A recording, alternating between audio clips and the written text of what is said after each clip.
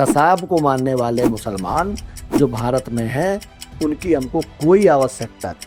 एक आप बात बताइए, ये बटेंगे तो कटेंगे का क्या मतलब है? कौन नहीं, वो तो बटना नहीं अच्छी चाहिए? बात है ना। हिंदुस्तान में रहने वाले किसी भी व्यक्ति को, हिंदू मुसलमान किसी को नहीं बटना चाहिए। तो कांग्रेस से शिफ्ट इसीलिए हुआ कि सपा से गठबंधन हो। जी, आप याद करिए समाजवादी पार्टी का दौर, और ये लोग केवल नेताओं से लेकर के अधिकारियों को बचाने का केवल काम करते थे।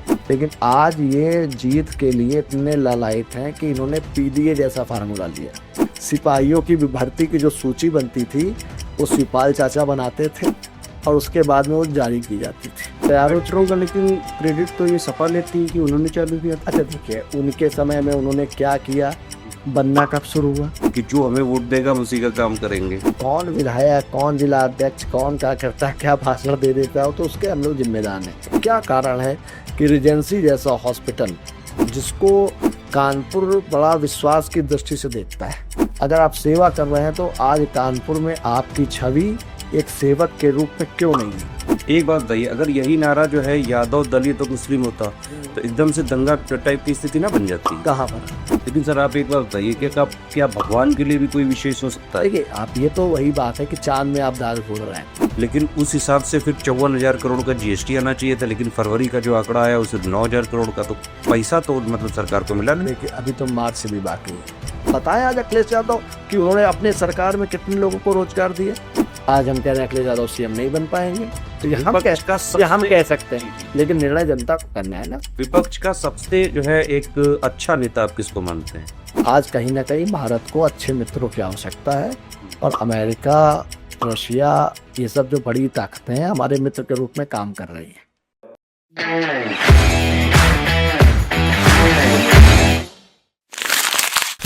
नमस्कार दोस्तों, स्वागत है आपका ज्ञान पॉडकास्ट में। आज हमारे साथ हैं माननीय वर्तमान विधायक बिठूर जो है या कॉन्स्टिट्यूएंसी से अभिजीत सिंह सांगा। धन्यवाद धन्यवाद। अच्छा, चलिए, धन्यवाद। सर से डिस्कस करेंगे उनकी पॉलिटिकल जर्नी के बारे में, कैसे पॉलिटिक्स में है, क्या क्या चीजें चलती रहती हैं। तो एक तरह से पॉलिटिकल पॉडकास्ट है। सर, सबसे पहला सवाल यही है कि कौन है अभिजीत सांगा, कैसे डिफाइन करेंगे खुद को, और क्या आइडियोलॉजी है आपकी? देखिए, जहाँ तक खुद को डिफाइन करने का विषय, जी आपको डिफाइन समाज करता है, जी खुद को आप कभी डिफाइन नहीं कर सकते। आपको डिफाइन समाज करता है। मेरा अभी तक का जीवन एक खुली किताब है, बहुत उतार चढ़ाव है, जिसको कम से कम मेरा कानपुर और बिठूर क्षेत्र अच्छे से जानता है। और निश्चित रूप से समय समय पर, क्योंकि कई राजनीति से जुड़ा हूँ, जी और राजनीति में चुनाव एक सच्चाई है। जी चुनाव में आम जनता के माध्यम से जो समर्थन और सहयोग मिलता है, मुझे लगता है कि सही दिशा में आगे बढ़ रहा हूँ, इसलिए जनता का समर्थन है मुझे मिलता रहता है। आइडियोलॉजी क्या है आपकी? देखिए, आइडियोलॉजी तो मेरी ये है, इंसानियत। इंसानियत। कहीं ना कहीं हर समाज, हर वर्ग, हर क्षेत्र, हर दल, हर संगठन में अच्छे बुरे लोग होते हैं, लेकिन गलत को गलत कहने की क्षमता आपके अंदर होनी चाहिए। अतः ईश्वर ने आपको वो ताकत दी है, तो आप गलत को गलत कहें और सही को सही कहें। आपका नाम जो है अभिजीत सिंह सांगा, एक अलग ही पावरफुल जो है लगता है, मतलब एक अलग ही ऑरा मेंटेन होता है। क्या कहानी है इसके पीछे? देखिए, मैं बहुत बार पहले भी बता चुका हूँ, जी ये तो मेरा सौभाग्य है। जी। और इस समय तो एक ऐसा प्रकरण चल रहा है राणा सांगा का, हाँ, तो थोड़ा और कि मुझे, जब मैं उन मुद्दों को सुन रहा हूँ, जिन विषयों को मैं नहीं भी जानता था, उन विषयों को जब मैं जान पा रहा हूँ, तो मैं गौरवान्वित महसूस कर रहा हूँ कि उस दौर में मेरी दादी ने किस दूरदर्शिता के साथ में मेरे नाम में सांगा जोड़ा, मेरा नाम सांगा रखा। आज मैं खुद उनकी दूरदर्शिता को नमन करता हूँ जो उन्होंने मेरा नाम सांगा रखा, और मैं एक ऐसे महापुरुष से जोड़ा जा रहा हूँ, मेरा नाम जोड़ा जा रहा है, या उनको कहीं ना कहीं अपने प्रेरणा का स्रोत में मान रहा हूँ। ये मेरे लिए गर्व का विषय है। पॉलिटिक्स में कैसे आए और क्यों आए? देखिए, पॉलिटिक्स में राजनीतिक परिवार रहा। मेरे चाचा राजनीति करते रहे, मेरी माता जी सन 2000 से बिठूर की आज भी चेयरमैन है। परिस्थितियां कुछ ऐसी बनी मुझे राजनीति में आना पड़ा और छात्र राजनीति में भी रहा। फिर पंचायत पॉलिटिक्स में आया, जिला पंचायत सदस्य सन 2005 में बना। 2012 में विधानसभा चुनाव कांग्रेस पार्टी से बिठूर विधानसभा में लड़ा, कुछ मतों से चुनाव हारा, कांग्रेस में जिलाध्यक्ष भी रहा। और 2017 में भारतीय जनता पार्टी के नेतृत्व ने मुझे टिकट देकर के चुनाव भी लड़ाया और आज मैं 2022 का भी चुनाव जीत के दोबारा से इस क्षेत्र का विधायक। तो राजनीति में क्योंकि कहीं ना कहीं मैं कह सकता हूँ ब्लड में है कि समाज की सेवा करनी है। बिठूर में लगातार मेरा परिवार समाज की सेवा करते हुए वहां पर राजनीति के क्षेत्र में सक्रिय पूर्व के समय से रहा है और उसी दिशा में हम उस यात्रा को आगे बढ़ाने का काम कर। तो मतलब बचपन से ही क्लियर था बिल्कुल कि कुछ और नहीं, सपना बचपन था? से क्लियर नहीं था। अच्छा। क्लियर तो वही मैंने अभी आपसे कहा परिस्थितियां हैं। 2005 में मैं एलिजिबल हुआ और उसी समय पंचायत चुनाव आ गए। अच्छा, मतलब जस्ट 21 आते? हाँ, और मैं एलिजिबल हुआ, पंचायत चुनाव आ गए, मुझे मौका मिला। जनता ने मुझे, मेरे साथ खेलने कूदने पढ़ने लिखने वाले नौजवानों ने मुझे जिला पंचायत सदस्य का चुनाव जिता दिया। अच्छा जी, पहला ही चुनाव पहला जीते? चुनाव जीता, सबसे कम उम्र में सबसे ज्यादा वोटों से उस दौर में चुनाव जिताने का काम जनमानस ने किया, नौजवानों ने किया। और वो, मैं तो यही कहूंगा, ईश्वर की कृपा है। मेरे साथ जो लोग 2005 में थे वो आज 2025 में भी वो लोग मेरे साथ में हैं। तो मतलब ऐसा कुछ उसके बाद सारे जितने चुनाव हुए सब सारे जीतते गए? नहीं, 2012 का चुनाव हम कांग्रेस पार्टी से लड़े। कांग्रेस पार्टी का अस्तित्व उत्तर प्रदेश में खत्म हो चुका था, आज भी खत्म है। और लेकिन कांग्रेस पार्टी ने उस दौर में 2012 में मुझे मौका दिया, मैं चुनाव लड़ा। 2012 से पहले बिठूर विधानसभा क्षेत्र में ये जो अन्य विधानसभा थी, क्योंकि परिसीमन नहीं हुआ था, वहां कभी 2000-2500 से ज्यादा कांग्रेस को वोट नहीं मिलता था। लेकिन उस दौर में मुझे लगभग 52,000 मत मिले, जिससे एक पहचान मेरी क्षेत्र में बनी। लोगों के बीच में आना जाना, लोगों के बीच में संबंधों का निर्धारण हुआ, जो संबंध निरंतर चलते रहे। बहुत आंदोलन किए, बहुत कार्यक्रम किए, बहुत लोगों के सुख दुख में खड़े होकर के अपने विश्वास को जागृत करने का काम किया। 2017 आते आते सपा का कांग्रेस का गठबंधन हो गया। जिस समाजवादी पार्टी से कांग्रेस में रहते हुए आंदोलन के माध्यम से, अनेकों अभियानों के माध्यम से हम विरोध करने का काम करते थे, उसी सपा से कांग्रेस ने गठबंधन करने का काम कर लिया। हमारी सीट समाजवादी पार्टी के खाते में दे दी गई। उस दौर में अमित शाह जी ने, उस समय वो प्रभारी होते थे, उन्होंने हमको मौका देने का काम किया। बिठूर से भारतीय जनता पार्टी का टिकट हमको देने का काम किया और रिकॉर्ड मार्जिन से वो सीट हमने जीतने का काम किया। तो कांग्रेस से शिफ्ट इसीलिए हुआ कि सपा से गठबंधन हो? जी, देखिए, क्योंकि कांग्रेस उस समय, आपको शायद याद ना हो, उस समय अनेकों आंदोलन करती थी। 27 साल यूपी बेहाल, हाँ हाँ, ये सब चलते थे। खाट सभा, एक प्रशांत किशोर जैसे एक मैनेजर मैं कह सकता हूँ, जो लगे हुए थे कि किसी तरह कांग्रेस को उत्तर प्रदेश में सरवाइव कराएंगे। वो सब मिल करके उन्होंने सपा और कांग्रेस का गठबंधन करा दिया। तो जो जनता के बीच में समाजवादी पार्टी को बेनकाब करने का काम कांग्रेस कर रही थी, वो जब एक ही खाट में दोनों बैठ गए, अखिलेश और मुलायम और राहुल गांधी, तब हमारी मजबूरी हो गई। क्योंकि यहाँ चौराहे पर, यहाँ अधिकारियों के बीच में, प्रशासन के बीच में सपा के खिलाफ हम आंदोलन करते थे और भारतीय जनता पार्टी ने उस दौर में ऐसे अच्छे कार्यकर्ताओं को अपने पार्टी में शामिल करके मौका देने का काम किया। आज वो विधायक के रूप में भारतीय जनता पार्टी को ताकत के रूप में विधानसभा में उपस्थित है। प्रशांत किशोर पर क्या राय है आपकी? लोग कहते हैं कि वो जिस मतलब पार्टी से जुड़ जाते हैं उसको जिता देते हैं। देखिए, हर चीज का एक समय होता है। इसमें मेरा ये मानना है, आपका ये मानना है जिस पार्टी से वो जुड़ जाते हैं वो पार्टी को जिता देते हैं। मेरा ये मानना है जो पार्टी जीतने वाली होती है वो उस नाव में बैठ जाते हैं। अच्छा, तो ये इस तरह से है। एक विधायक के रूप में आपने ऐसा क्या देखा जो स्कूल या किताबों में नहीं सिखाया जा सकता लेकिन हर नेता को जानना चाहिए? देखिए, लिटरेचर अलग विषय है और प्रैक्टिकल अलग विषय है। थ्योरी अलग विषय है, प्रैक्टिकल अलग विषय है। आप प्रैक्टिकल, जब आप जमीन पे घूमेंगे, पसीना बहाएंगे, आपको पता होना चाहिए कि बच्चे स्कूल जा रहे हैं, उनके सामने क्या संकट है, कैसे जा रहे हैं। किसी रोड के बनने से कितने हजार पब्लिक का लाभ होने जा रहा है। किसान को कब खाद की जरूरत है, किसान को कब बीज की जरूरत है, किसान को कब सिंचाई की जरूरत है, किसान को कब बिजली की जरूरत है। ये सब प्रैक्टिकल नॉलेज है, ये कहीं किताबों में नहीं लिखी हुई है। तो मतलब इसके लिए ऑन ग्राउंड आना ही पड़ेगा। आप ग्राउंड देखिए, राजनीति में या किसी भी क्षेत्र में कोई शॉर्टकट नहीं है। शॉर्टकट से आप क्षणिक सफलता पा सकते हैं। जब तक आप मेहनत, देखिए मेहनत का, परिश्रम का, तपस्या का, नियत का कोई विकल्प नहीं है। अब आप अच्छी नियत के साथ परिश्रम करेंगे तो आपको सफल होने से कोई रोक नहीं सकता। ये मेरा एक मूल मंत्र है, मैं ये मानता हूं। पिठूर के आम आदमी की जिंदगी में आप ऐसा क्या बदलाव लाना चाहते हैं कि रोज उन्हें सुबह उठने के लिए एक्साइटेड करे? देखिए निश्चित रूप से मेरा ये मानना है, वो सब अपनी प्रायोरिटी में स्वास्थ्य को रखना चाहिए। हम लोग फिजिकली फिट रहेंगे, मेंटल अपने आप मेंटली फिट हो जाएंगे, और जब मेंटली फिट रहेंगे तो घर में शांति रहेगी, आप सार्थक काम कर पाएंगे, आगे बढ़ पाएंगे, बच्चों को अच्छे संस्कार दे पाएंगे, धैर्य होगा आपके अंदर, परिश्रम कर पाएंगे।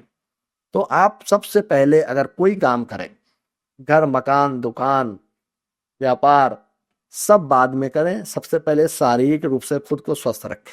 तो आपने बनवाए बिठूर में ऐसे पार्क या ओपन जिम? बिल्कुल, ओपन जिम भी है, हमारा बिठूर ग्रामीण क्षेत्र भी है, हमारे यहाँ नाना राव पार्क भी है।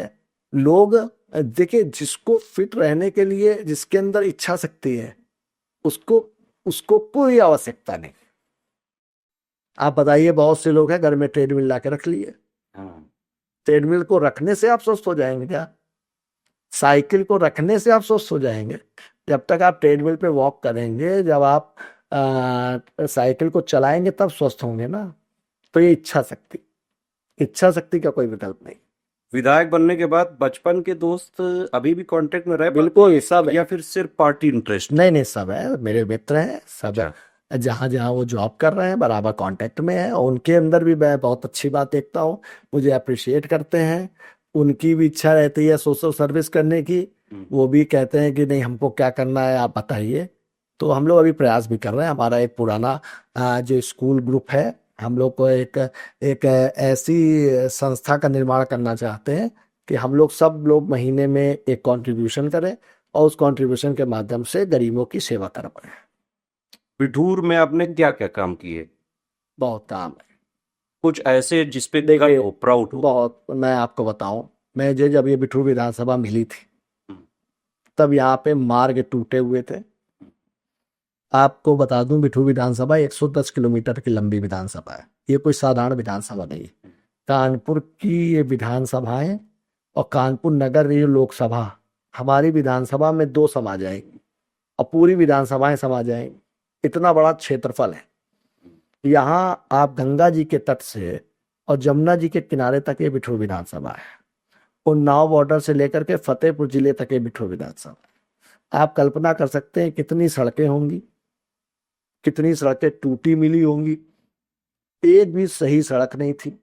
200 ऐसे गांव थे जहां बिजली नहीं थी, अनेक नहीं थी 2017 तक। जब मैं एमएलए बना 2019 आते आते माननीय प्रधानमंत्री जी की एक सौभाग्य योजना थी, जिसमें उसमें उन 200 गांव तक हमने बिजली पहुंचाई। जो लोग आज जात का रिनोरा पीटते हैं, जो लोग आज पीडीए की बात करते हैं, जो लोग समाजवादी पार्टी का अपने आप वोट बैंक मानते हैं, मैं आपके पॉडकास्ट के माध्यम से कहना चाहता हूँ, आपके चैनल के माध्यम से कहना चाहता हूँ, उन गाँव में भी बिजली हमने पहुंचाई है। वैसे मतलब कोई पक्षपात नहीं? कोई पक्षपात नहीं। तो जैसे आपकी पार्टी के कुछ नेता के बयान बीच में वायरल हुए थे कि जो हमें वोट देगा हम उसी का काम करेंगे, क्या ओपिनियन? किसी का व्यक्तिगत क्या बयान है हम नहीं जानते। हमारे पार्टी का क्या बयान? मोदी जी हैं, वो सबका साथ सबका विकास के संकल्प के साथ काम करते हैं। हमारे नेता योगी आदित्यनाथ जी हैं, जो सबका साथ सबके विकास के आधार पर हर योजना और नीति को लागू करने का काम करते हैं। अब कौन विधायक, कौन जिला अध्यक्ष, कौन क्या करता है, क्या भाषण दे देता है, तो उसके हम लोग जिम्मेदार नहीं। वो बहुत छोटे विषय होते हैं, उसका कोई हम लोग उसको संज्ञान नहीं लेते। लोकसभा में आपकी पार्टी का जो है परसेंटेज क्यों कम हो गया, वोटिंग परसेंट क्यों कम हो गया? देखिए, एक भ्रम फैलाया गया, खास तौर पे हमारे दलित भाइयों के बीच में, कि भारतीय जनता पार्टी की सरकार बन जाएगी तो संविधान में संशोधन हो जाएगा, आपके अधिकारों पर की कटौती कर ली जाएगी, अनेकों तरह के भ्रम। लेकिन ऐसा कहीं संभव नहीं है। देखिए, भारतीय जनता पार्टी तो वो पार्टी है, जब इसको मौका मिला तो इसने रामनाथ कोविंद जैसे एक दलित परिवार के बालक को इस देश का राष्ट्रपति बनाया। एक एसटी वर्ग से आज मुर्मू जी राष्ट्रपति हैं। अब्दुल कलाम जी को, एपीजे अब्दुल कलाम जी को राष्ट्रपति बनाने का काम किया। तो भारतीय जनता पार्टी, ये तो इनके सामने इतने अनेकों प्रश्न हैं कि अगर हम लोग पूछेंगे तो ये जवाब नहीं दे पाएंगे। लेटेस्ट में आपका एक वीडियो बहुत वायरल हुआ था, रिजेंसी हॉस्पिटल वाला कुछ केस हुआ था, क्या स्टोरी है पूरी? देखिए, रिजेंसी हॉस्पिटल स्टोरी तो ये है कि हमारे क्षेत्र का एक नौजवान लड़का था, एक्सीडेंट के बाद उसकी मृत्यु हुई। उसमें लापरवाही बरती गई। उसमें दुर्भाग्य है कि जो शिकायत करता थे वादी, 15 दिन बाद वो भी हार्ट अटैक से उनकी भी डेथ हो गई। अच्छा।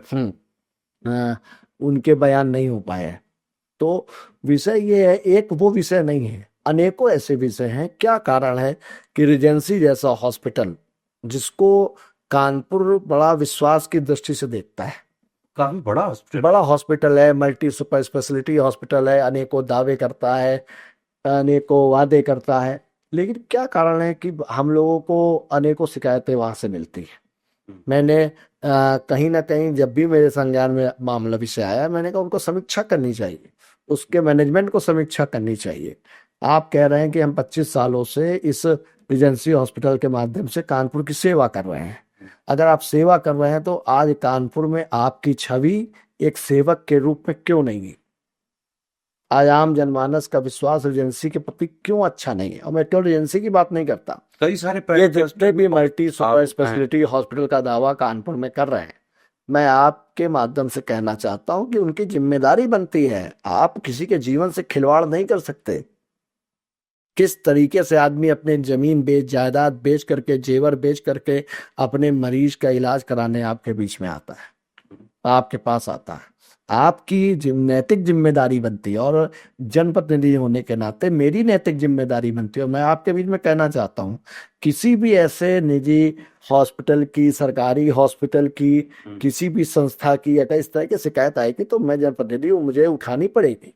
और जो लोग गरीब हैं, जैसे वो फंस जाते हैं, मतलब ये लोग जबरदस्ती, अगर मान लीजिए नॉर्मल भी फीवर भी है तो भी जबरदस्ती जो है एडमिट कर लेंगे, देखिए, एक एक महीने तक इलाज करेंगे। ये लोकतंत्र है। लोकतंत्र में तत्काल तो कोई निर्णय नहीं होता है, लेकिन इतना जरूर कहूंगा कि जब जब मैं विषय उठाऊंगा, और जब मेरे विषय उठाने से इतना मैं जरूर कहूंगा कि सुधार आएगा।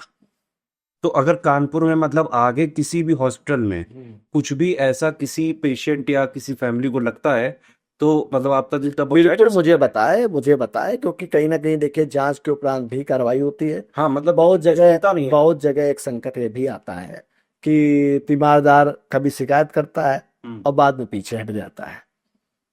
मैं देखिए, ये लोग जो बड़े प्रतिष्ठान हैं, इनके मैनेजमेंट के लोग भी होते हैं। हाँ, मुझे आपके बीच में कहने में कोई संकोच नहीं है, लेकिन सरकार और प्रशासन तभी कार्रवाई कर पाता है जब शिकायतकर्ता अडिग रहे। लेकिन हमारी एक नैतिक जिम्मेदारी है, ये जहां जहां गलती करेंगे, जब जब गलती करेंगे, हम इनको सुधारने का काम करेंगे। इनकी देखिए, ऐसे प्रतिष्ठानों के खिलाफ हमेशा इनको ये पता होना चाहिए कि अगर हम गलती करेंगे तो हमारी शिकायत होगी। मेरा मकसद ये नहीं है कि कोई इस तरह के प्रतिष्ठान बंद हो जाएं। मेरा मकसद इतना है, चले, लेकिन जो केंद्र सरकार के कायदे कानून है, प्रदेश सरकार के कायदे कानून है, स्वास्थ्य मंत्रालय के कायदे कानून है, उन कानूनों को पालन करते हुए जनता की सेवा करें। लेकिन सर, ये जैसे गवर्नमेंट हॉस्पिटल में भी अक्सर ये देखा गया है कि चलिए ठीक है, वहां पे फीस कम रहती है, लेकिन वहाँ दवाई नहीं देते हैं वो लोग, वो बाहर से लिख देते हैं। देखिए, पहले से और अब बहुत बड़ा अंतर आया। मैं आपकी बात को मानता हूँ, हो सकता है गलतियां होंगी, कमियां होंगी, लेकिन मैंने वो दौर भी देखा जब हैलेट में और उर्सला में कोई सुनने वाला नहीं होता था। और आज मैं आपसे कहना चाहता हूं कि मैं प्रतिदिन हैलेट में 10-20 मरीजों का इलाज खुद करवाता हूं। मैं बात करता हूँ, अच्छे डॉक्टरों से उनका इलाज होता है, उनको इमरजेंसी केस में तुरंत सुविधा मिलती है। कुछ प्रॉब्लम्स होती हैं, वो प्रैक्टिकल प्रॉब्लम है, उनको हम लोग मिलकर दूर करते हैं। लेकिन इसमें कोई दो राय नहीं है कि अगर कानपुर के सबसे अच्छे डॉक्टर कहीं हैं तो हमारे मेडिकल कॉलेज। मैं आपके माध्यम से कहूंगा कि सभी अपने कानपुर के ऐसे जनमानस से कहूंगा कि आप लोगों को जब भी कोई समस्या हो, आप लोग सबसे पहले हेल्थ के अपने मेडिकल कॉलेज के प्रतिष्ठित जो डॉक्टर है उनको दिखाने का काम। प्राइवेट से मतलब बेटर है कि गवर्नमेंट? हाँ, दिखाएं, उनको पहले दिखाने की कोशिश करें। कोई दिक्कत आए, हम बैठे, हमें बताएं। कानपुर में एक बहुत बड़ी प्रॉब्लम है ट्रैफिक की, और ये सालों से नहीं सुधर पा रही है। कभी कुछ होगा इस पे? बिल्कुल होगा। और आपको बताते हुए मुझे हर्ष हो रहा है कि आज हमारे कानपुर में आउटर रिंग रोड बन रहा है। हम्म, जो आउटर रिंग रोड 70% मेरी विधानसभा क्षेत्र से निकल रहा है, क्योंकि हमारी बिठू विधानसभा कानपुर नगर की सीमांत क्षेत्र है। हम्म, तो जब आउटर रिंग रोड बनेगा तो आप ये मान लीजिए कानपुर का जो बड़ा ट्रैफिक है उससे निकला करेगा, तो कानपुर में ट्रैफिक का लोड कम हो जाएगा। दूसरी चीज देखिए, मेट्रो, आपको, आप खुद अनुभव करिए, जितनी तेजी में हमारे कानपुर में मेट्रो परियोजना को जमीन पे उतारा गया है, उतनी तेजी में कहीं काम आपने देखा नहीं होगा। आज आप नवस्ता तक चले जाइए, विनगवा तक चले जाइए, आप देखिए पूरी मेट्रो आज बिल्कुल बन करके खड़ी हो चुकी है, तैयार हो चुकी मेट्रो का है। लेकिन क्रेडिट तो ये सपा लेती है कि उन्होंने चालू किया था। अच्छा देखिए, उनके समय में उन्होंने क्या किया, बनना कब शुरू हुआ, किसके समय में बनना शुरू हुआ? आप लोग हमारे समय में शुरू हुआ। आज बनते हुए आप कल्पना करिए, 2017 से 2018 से लगभग शुरू हुआ था शायद काम, और आज 2025 आते आते आप ये देखिए, नहीं 2000 शायद 20 से काम शुरू हुआ था मेट्रो का, 19-20 से, मुझे थोड़ा इसमें कंफ्यूजन है, सॉरी। लेकिन 2025 आते आते आप कानपुर को मेट्रो के पूरे परिवहन से आप जोड़ने जा रहे हैं। फायदा क्या होगा इससे? बिल्कुल फायदा होगा। जैसे जैसे ये योजनाएं जो बनती हैं, ये योजना आज के लिए नहीं बन रही है, ये 20 साल बाद तक के लिए बन रही है। लेकिन कानपुर में इंडस्ट्री का तो कोई ग्रोथ हुआ नहीं। क्यों नहीं हो रहा? जैसे कानपुर सबसे जीवंत क्षेत्र है इंडस्ट्री के मामले में। अभी कई सारी इंडस्ट्री बंद कर दी। मैं बता रहा हूँ, कोई इंडस्ट्री बंद नहीं की है। आपकी जो पुरानी इंडस्ट्री बंद है वो अभी चालू नहीं हो पाई है। ये कहिए आप, जो जिनको लाल इमली कहते हैं, या जो और जो लेथरा वगैरह। हाँ, आप मेरे क्षेत्र में एक साड़ क्षेत्र पड़ता है, वहां जाकर के देखिए, अडानी ने डिफेंस कॉरिडोर में कितना बड़ा संयंत्र लगा दिया, कितना बड़ा उद्यम लगा दिया है, और भी एक नोड के लिए जगह एक्वायर की जा रही है। इसके अलावा रमईपुर क्षेत्र में लेदर क्लस्टर के लिए जो भी दुविधाएं थी उनको दूर करने का काम सरकार कर रही है। जो लेदर इंडस्ट्री है उसको हम लोग वहां शिफ्ट करने का काम करने जा रहे हैं। आज दादा नगर से लेकर के पनकी तक, और पनकी से लेकर भौती तक कम से कम 10 से 15 हजार उपक्रम हमारे क्षेत्र में संचालित हो रहा है। आज 24 घंटे बिजली सरकार इन उपक्रमों को दे रही है। आज एक ऐसा वातावरण सरकार ने उद्यमियों को लिए दिया है कि आज ना कहीं उगाही हो रही है, ना कोई भय का वातावरण है, ना कहीं गुंडा राज है। ये वातावरण है उद्यमियों के लिए। समाजवादी पार्टी की सरकार में क्या होता था? मैं क्या ही बोलूं, लेकिन आज भी सर आरोप तो लगते ही हैं। नहीं, क्या आरोप लगते हैं? आरोप कई सारे जो है, जैसे अभी लेटेस्ट में एक आदर्श उपाध्याय जो है कस्टोडियल डेथ हो गई, पुलिस एट्रोसिटीज बढ़ती जा रही देखिए, है। आप ये देखिए, मैं नहीं कहता अपराध पूरी तरह से समाप्त हो गया, लेकिन यही उदाहरण योगी जी ने स्थापित किया है कि आईपीएस भी जेल गए हैं, आईपीएस की भी कुर्की हुई है, आईएएस भी सस्पेंड हुए हैं। आप याद करिए समाजवादी पार्टी का दौर, कितने कितनी घटनाएं हुई हैं, और ये लोग केवल नेताओं से लेकर के अधिकारियों को बचाने का केवल काम करते थे। अभी आपने देखा होगा अभिषेक प्रकाश के ऊपर कितना बड़ा कार्य सस्पेंड हुए लखनऊ में, भ्रष्टाचार। ये जैसे अभी थोड़े दिन पहले एक और आईएएस के ऊपर वो लगा था, वो थोड़े दिन में वो लोग ट्रांसफर करके फाइनल नहीं सस्पेंड। देखिए, बात समझ सकते हैं आप, आईएएस को सस्पेंड करना, आईपीएस को सस्पेंड करना, कितना बड़ा मैसेज। लेकिन 700 बीघा उसने खरीदी हुई है जमीन, जो उसपे ईडी की जांच शुरू हो गई। अच्छा, ईडी की जांच होगा, 100% होगा। अनेकों, देखिए आईएएस आईपीएस आज जेल में भी हैं।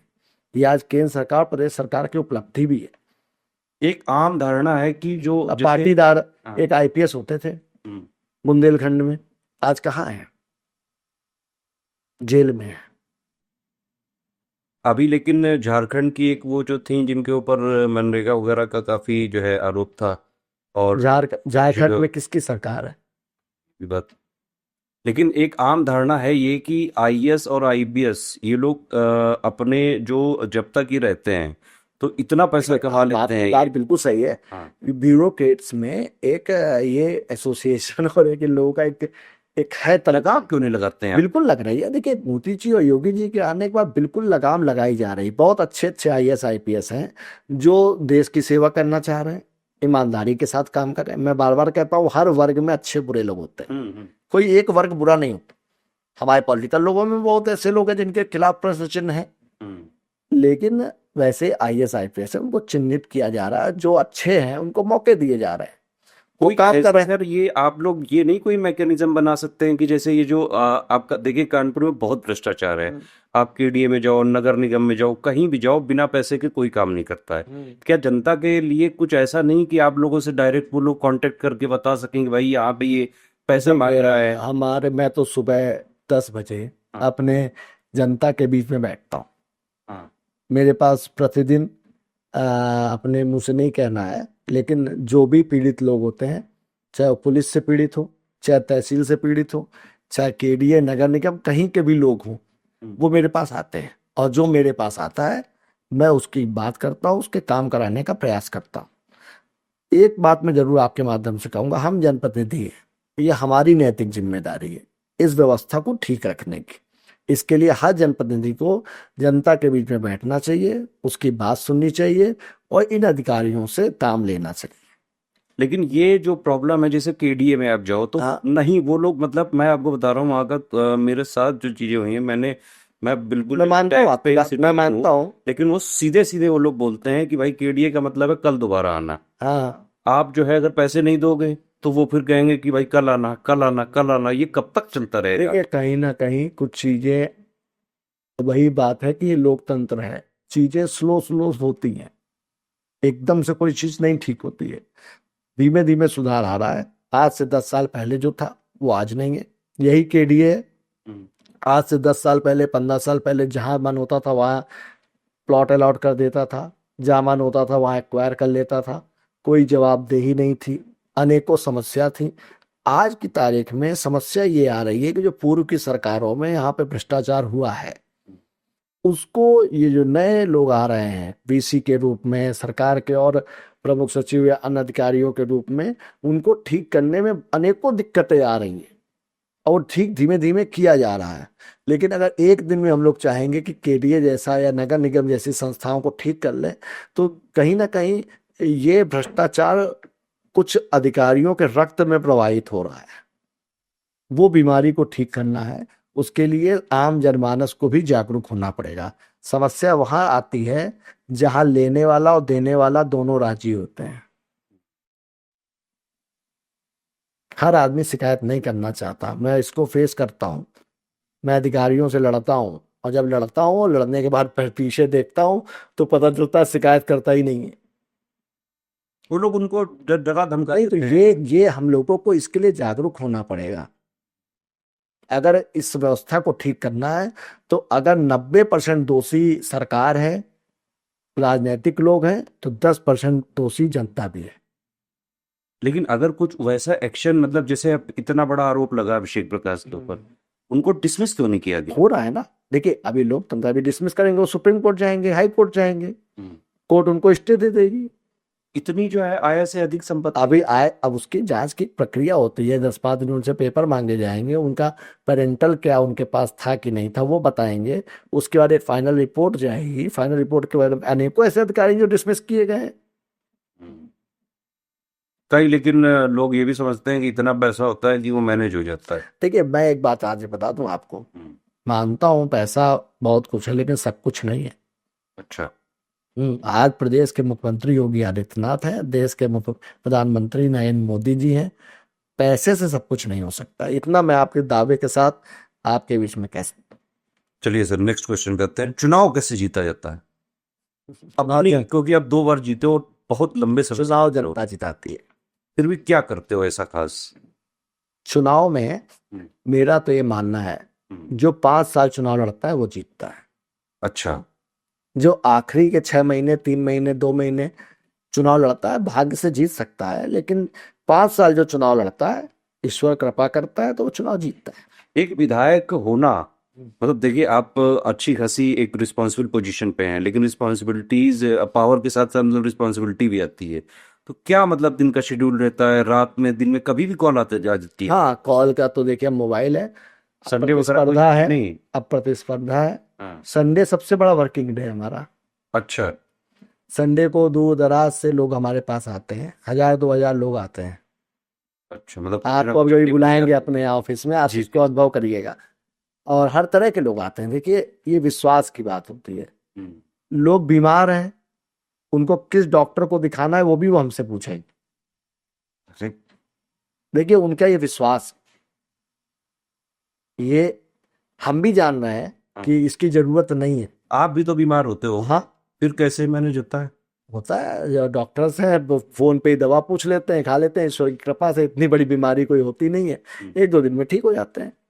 तो दिन का मतलब क्या शेड्यूल रहता है, सुबह से निकलना पड़ता है डेली? सुबह मैं 10 बजे अपने ऑफिस में बैठ जाता हूँ, अच्छा। पब्लिक से मिलता हूँ। 12 बजे फिर मैं क्षेत्र में निकल जाता हूँ। फिर रात में 10 से 11 बजे, 12 बजे तक मैं घर वापस आता हूँ। चुनाव के टाइम कितना ज्यादा बिजी रहता है? चुनाव के Holidays? समय मैं 1 2 महीने घर नहीं आता हूँ। घर ही नहीं आते हैं? घर ही नहीं आता हूँ। तो मतलब क्या मतलब ग्राउंड ही में गुफा करते हाँ, मैं ग्राउंड में रहता हूँ, फील्ड में रहता हूँ। उसी क्षेत्र में कहीं पर मेरे कुछ स्थान है, वहां मैं रुक जाता हूँ। फिर मैं सुबह से निकल जाता हूँ। रास्ते में ही मैं लंच करता हूँ, गाड़ी में ही मैं लंच करता हूँ। फिर रास्ते में कहीं डिनर कर लेता हूँ। पद यात्रा करता हूँ, एक दिन में 25 से 30 किलोमीटर पैदल चलता हूँ। हैं? उसी में से मेरी वेट कंट्रोल हो जाता है। काफी जो है फिट भी आता इलेक्शन है में इसी ठीक के। हो जाता है। जो थोड़ा बहुत बढ़ता है वो कम हो जाता है। चुनाव के टाइम किए गए ऐसे वादे बताइए जो आप कभी पूरे नहीं कर पाए और आपको बड़ा दुख होता है आज भी कि अगर आप और भी बढ़ते रहे तो जरूर पूरा करेंगे।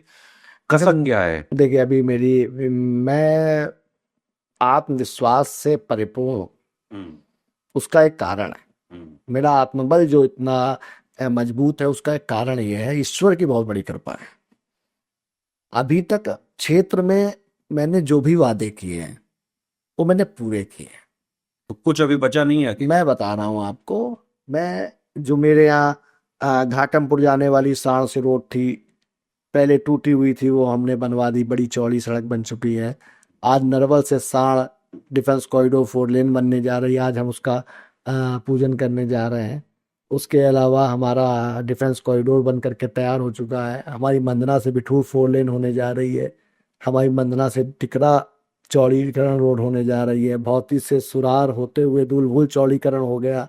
भौती से भैला मऊ भीमसेन चौड़ीकरण हो गया।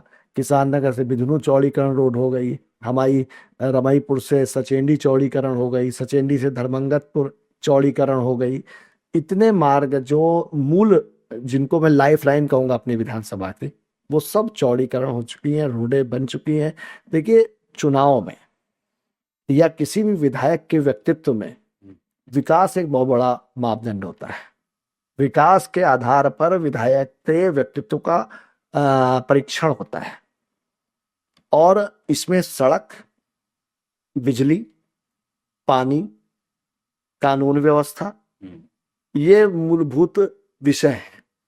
और मुझे लगता है दावे के साथ मैं कह सकता हूं कि मेरे जितना काम, मेरे जितनी सड़कें, गांव गांव तक बिजली, गांव गांव तक हर घर जल हर घर नल योजना हमने पहुंचाने का काम किया है।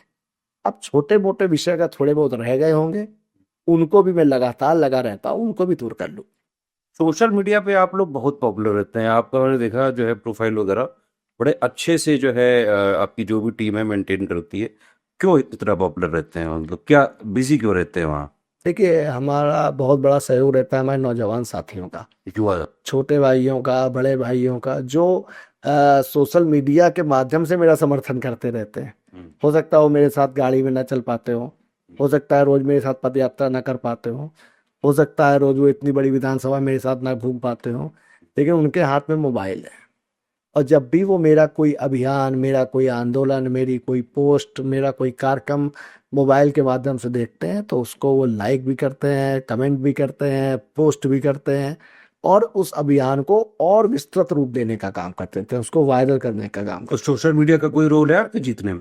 सो बिल्कुल होता है, क्यों नहीं होता है। सोशल मीडिया तो मैं कहूँगा आज के दौर में लोकतंत्र में सबसे बड़ा हथियार है, जिसके माध्यम से आप जो आपके खिलाफ कोई भ्रामक खबर हो उसका आप सफाई दे सकते हैं, जो आपकी खबर किसी प्रभाव में रोकी जा रही हो उसको आप सोशल मीडिया के माध्यम से समाज में प्रस्तुत कर सकते हैं। लेकिन सोशल मीडिया में जनप्रतिनिधि का रिस्पॉन्सिबिलिटी भी बढ़ जाती है। बिल्कुल, आपके जो है कई सारे कमेंट्स वगैरह आते हैं, वैसे तो ज्यादातर पॉजिटिव थे, लेकिन कुछ लोग अपनी प्रॉब्लम्स भी उठाते नहीं तो बताते हैं उनको, मैं हैं, उनका रिप्लाई नहीं आता, लेकिन ठीक नहीं, है। वो रिप्लाई उस पर नहीं आएगा, अच्छा। वो हमारे उसमें आएगा, हमारे वॉर रूम में उसको लिखा जाएगा, फिर हम उनसे संपर्क करके उस समस्या का निस्तारण करेंगे। तो जो ट्रैक करते हैं हाँ, हम ट्रैक करते हैं, हमारी पूरी टीम है वो देखती है उसको। 2027 के लिए क्या तैयारियां हैं? 27 में बिल्कुल हमारे समय चुनावी मोड में, लोकतंत्र में चुनाव को हम युद्ध के रूप में देखते हैं और युद्ध के लिए हर समय तैयार है। एक बड़ा मीडिया वर्ग ये मानता है कि शायद 2027 वाले में अखिलेश जीत सकते हैं, क्या आपका ओपिनियन है? कभी नहीं जीत सकते, क्योंकि अभी वो लोकसभा वाला। देखिए लोकसभा में वही मैंने आपसे कहा, एक भ्रामक खबर उन्होंने फैलाई थी। लोगों ने संविधान के नाम पर विपक्ष को वोट दिया था, समाजवादी पार्टी को वोट नहीं दिया था। लोग खासतौर पर दलित वर्ग, जिसकी वो पीडीए की बात कर रहे हैं, हाँ, देखिए वो कितने संकीर्ण हो चुके हैं। वो अपने आप को, उनके पिता को धरती पुत्र कहा जाता था, उनके पिता समाजवादी नेता कहे जाते थे, ये भी अपने आप को समाजवादी नेता कहते हैं। लेकिन आज ये जीत के लिए इतने लालायित हैं कि इन्होंने पीडीए जैसा फार्मूला लिया। पीडीए का मतलब तो आप समझते हैं ना? वो लोग अभी नहीं, पीडीए का ऐसे मतलब कहते हैं कि पीड़ित दुखी और ये सब नहीं, कहते हैं। अब वो तो अब वही तो देखिए, ये जो उनकी चालाकी है, उनको ये नहीं समझ में आ रहा है कि उत्तर प्रदेश की जनता कितनी समझदार है। आप जब सामान्य वर्ग के पास जाओगे तब कह दोगे पीड़ित दुखी, और ए से क्या बोल रहे हैं? ए से जो है अगड़ा दुखी, हाँ, अगड़ा अगड़ा पीड़ित, अगड़ा। ये कह रहे हैं। और जब पिछड़ों के बीच में जाते हैं तो कहते हैं पिछड़ित, दलित, पिछड़ा और दलित और अल्पसंख्यक बोलते हैं। ब्राह्मणों के बीच में जाते हैं तो कह देते हैं पंडित, पी से पंडित है, डी से दलित है और फिर अल्पसंख्यक है।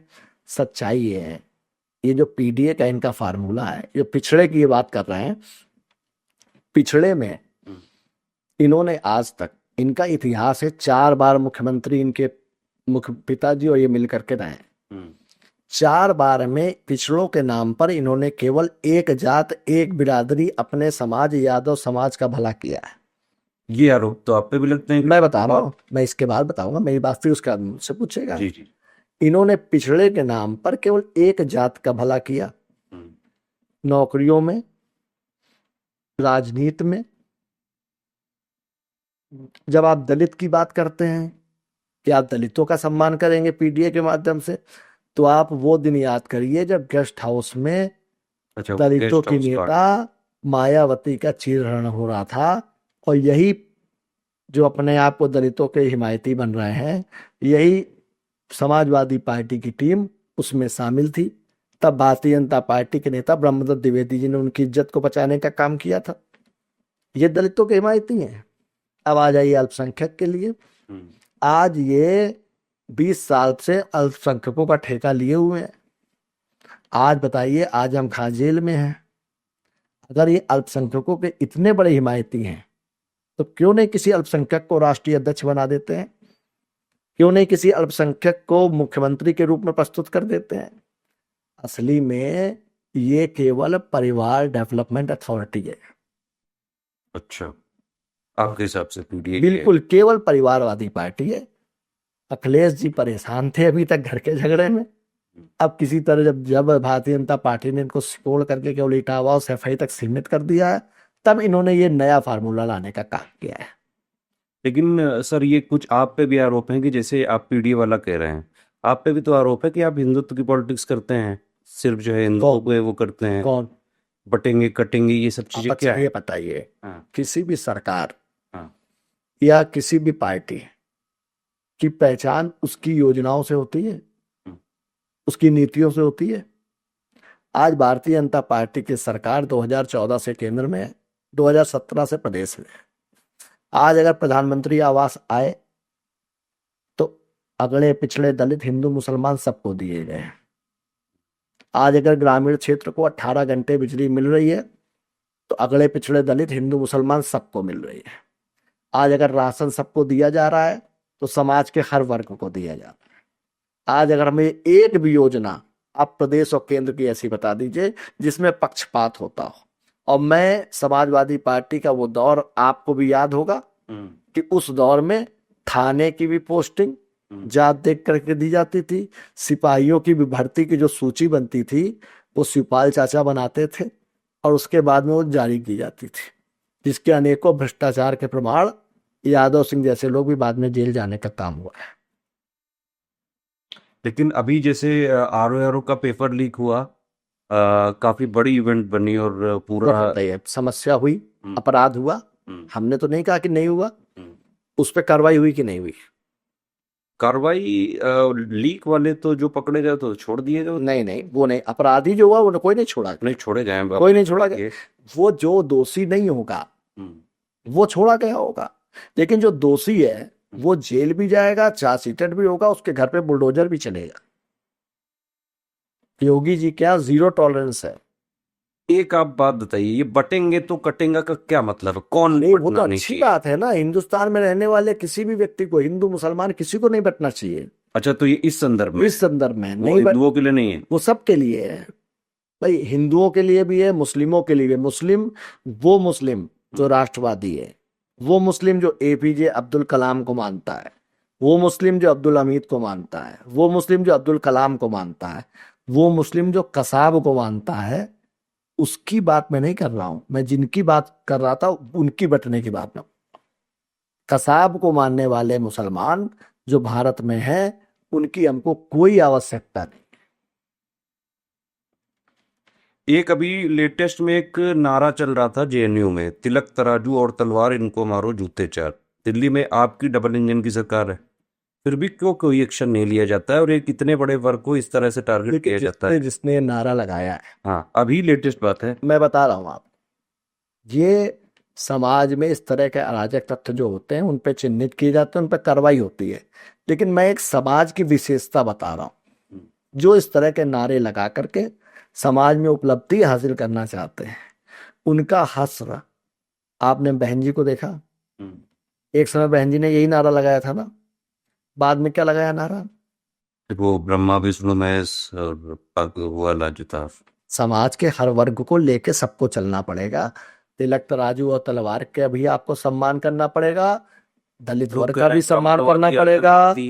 लोग वो भी कह रहे हैं कि ब्राह्मणवादी आतंकवादी ब्राह्मण भारत। मैंने आपसे क्या कहा, जो इस तरह के लोग हैं जो सस्ती लोकप्रियता हासिल करना चाहते हैं, लेंगे कुछ आप? बिल्कुल होगा। देखिए ये लोगों को एक्शन समाज लेता है। आज तक मुझे ऐसा व्यक्ति कोई बताइए जिसने समाज में विष घोल करके जो सफल हो गया हो। एक बात बताइए, अगर यही नारा जो है यादव दलित और मुस्लिम होता तो एकदम से दंगा टाइप की स्थिति ना बन जाती? कहाँ पर?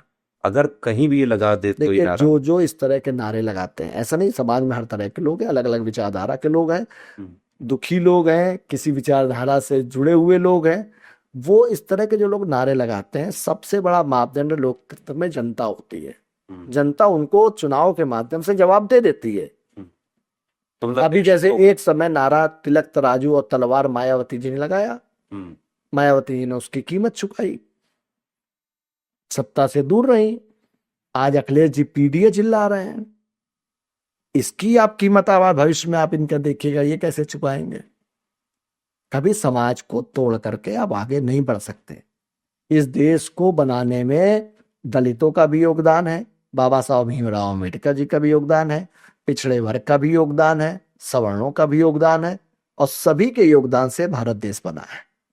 इस विचार के साथ में हम सबको आगे बढ़ना चाहिए।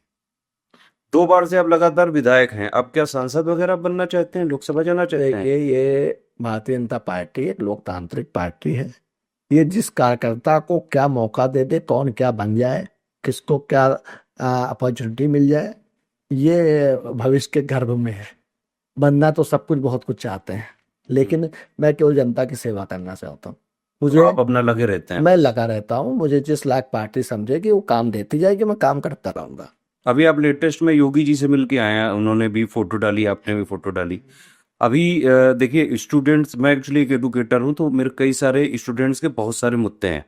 अगर इस टाइप के कुछ मुद्दे हों, जैसे एक यूपी ट्रिपल एससी आयोग बनाया था, ठीक है, आज की डेट में यूपी ट्रिपल एससी के कई सारे एग्जाम पेंडिंग हैं, सालों से उसमें एग्जाम हो नहीं रहे हैं, पीटी वाला हो नहीं रहा है, वैकेंसी उसकी निकल नहीं रही, क्लियर नहीं हो रही है। तो ये जो आयोग है, इसकी अगर मान लीजिए योगी जी से डायरेक्ट जो है कहा जाए कि कुछ, क्या ऐसा कुछ मेरी तो पॉसिबिलिटी वहां तक मेरी उठाया जा तो सकता एक सुझाव है आपको कि आप उस फील्ड से जुड़े हैं, है? बहुत जी से छात्र भी आपसे जुड़े होंगे। जी, बहुत छात्र सभी हैं। छात्रों को एक प्रतिनिधि मंडल के साथ में दस हाँ, पांच लोगों के, और अपने बिंदुओं को, अपने समस्याओं को लिख करके माननीय मुख्यमंत्री जी से मिलना चाहिए। मिल पाएंगे वो? बिल्कुल मिलेंगे, माननीय मुख्यमंत्री जी मिलेंगे, वो बहुत संवेदनशील हैं। और जब आप अपनी समस्या उनके समक्ष रखेंगे, मैं आपको विश्वास दिला रहा हूँ, निश्चित रूप से उन समस्याओं का निराकरण वो करेंगे। यूपी पीसीएस में भी जो है कई वो सारी। देखिए 24 घंटे में हम्म, 18 से 20 घंटे काम करते हैं। तो सर स्टूडेंट का भी कुछ बिल्कुल एक होगा, बार। देखिए उनके पास जाइए ना, पर देखिए जा करके उनको अपनी समस्याओं से अवगत कराइए, और निश्चित रूप से वो आपकी समस्याएं सुनेंगे, आपके छात्रों की समस्याएं सुनेंगे, उनका निराकरण करें। अभी बीच में जैसे प्रोटेस्ट हो रहा था, तो काफी जो है कोशिश की गई उनसे मिलने की। मेरा मानना है देखिए, प्रोटेस्ट दो तरह से होते हैं। हम्म, एक होता है समस्या का प्रस्तुतिकरण हम्म, और प्रस्तुतिकरण का तरीका, एक होता है समस्या के समाधान के लेके आगे बढ़ना। मुझे ऐसा लगता है कहीं ना कहीं ऐसे आंदोलनों में राजनीतिक दल रोटियां सेकने लगते हैं, और लोग सार्थक बात ना करके उसको एक विवाद का विषय बना देते नहीं लेकिन सर ये वाला जो लेटेस्ट प्रोटेस्ट था, ये प्योर स्टूडेंट हैं। मैं प्रोटेस्ट। प्योर स्टूडेंट का था, तो मैं तो कह रहा हूँ, मैं स्टूडेंट के साथ हूँ। मैं भाजपा के विधायक होने के नाते भी मैं ये बात बोल रहा हूँ, एक पूर्व छात्र होने के नाते भी ये बात कह रहा हूँ हाँ, क्योंकि कि आप। छात्रों के लिए, मैं छात्रों की समस्या को समझ सकता हूँ, छात्रों की पीड़ा को समझ सकता हूँ।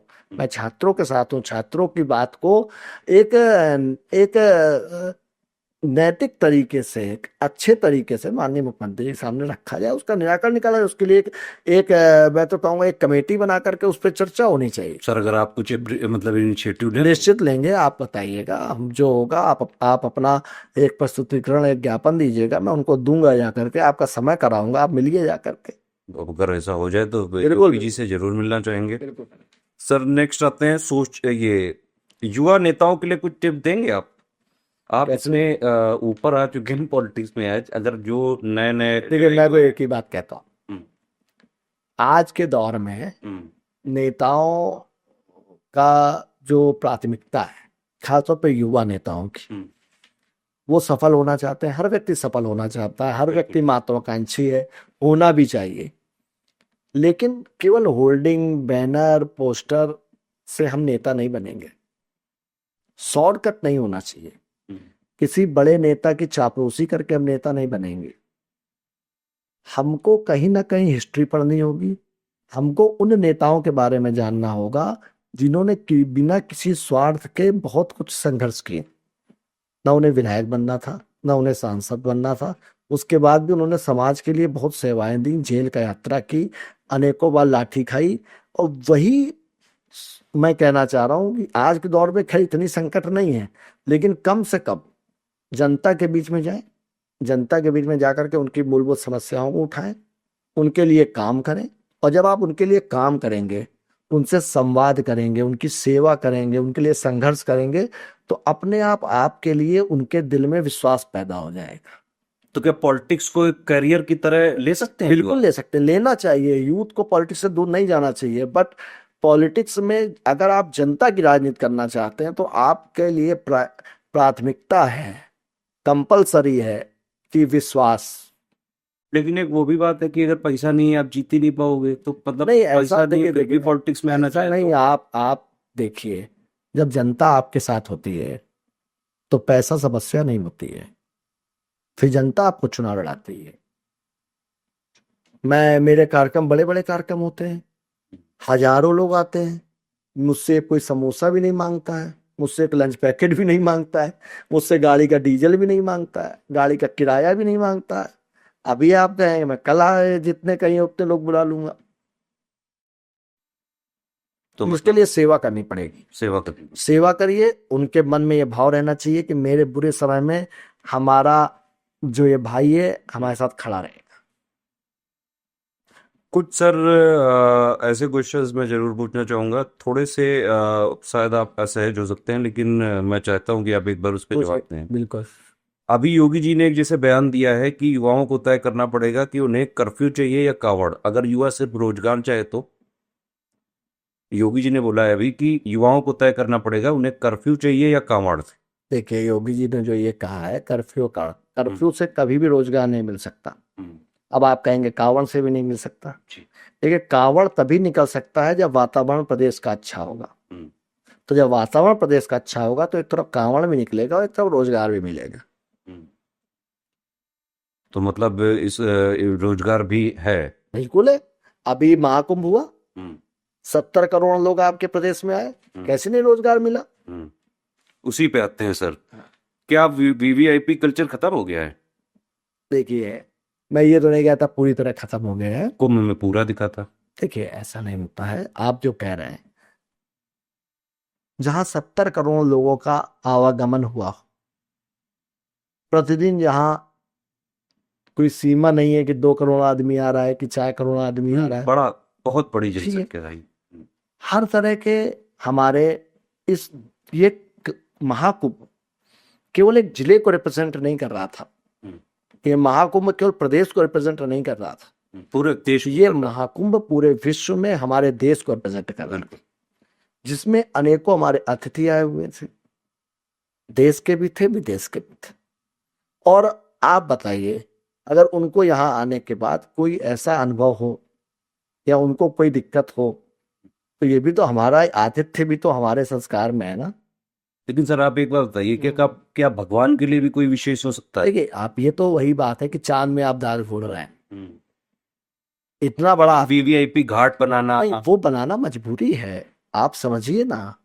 आपके फॉरेन से इतने डेलीगेशंस आ रहे हैं, सर फॉरेन आ रहे हैं, चलिए मान सकते नहीं हैं, आप वही बनाए, लेकिन जो अधिकारी आप गए थे, अपनी आप महाकुंभ में गए थे। सर मैंने कई सारे वीडियो देखे। आप मैं गया था, मैं आपको बता रहा हूँ। ठीक है आप कह रहे हैं, जहाँ जहाँ 100% अच्छा काम होता है तो 10-5% का हम लोग वायबिलिटी लेके चलते हैं। अच्छा, इस तरह की चीजें होती हैं, लेकिन आप उनको भी अप्रिशिएट करना चाहिए जिन्होंने 2 महीने वहां रह करके, अपना घर छोड़ करके, भूखे प्यासे रह करके इतनी बड़े आयोजन को सफल बनाया। तो उनका अगर उन्होंने जा करके अपने घर परिवार के लोगों को स्पेशल स्नान कहीं करा दिया तो हम तो इसमें बुरा नहीं मानते, मैं आपके बीच में कह रहा हूँ।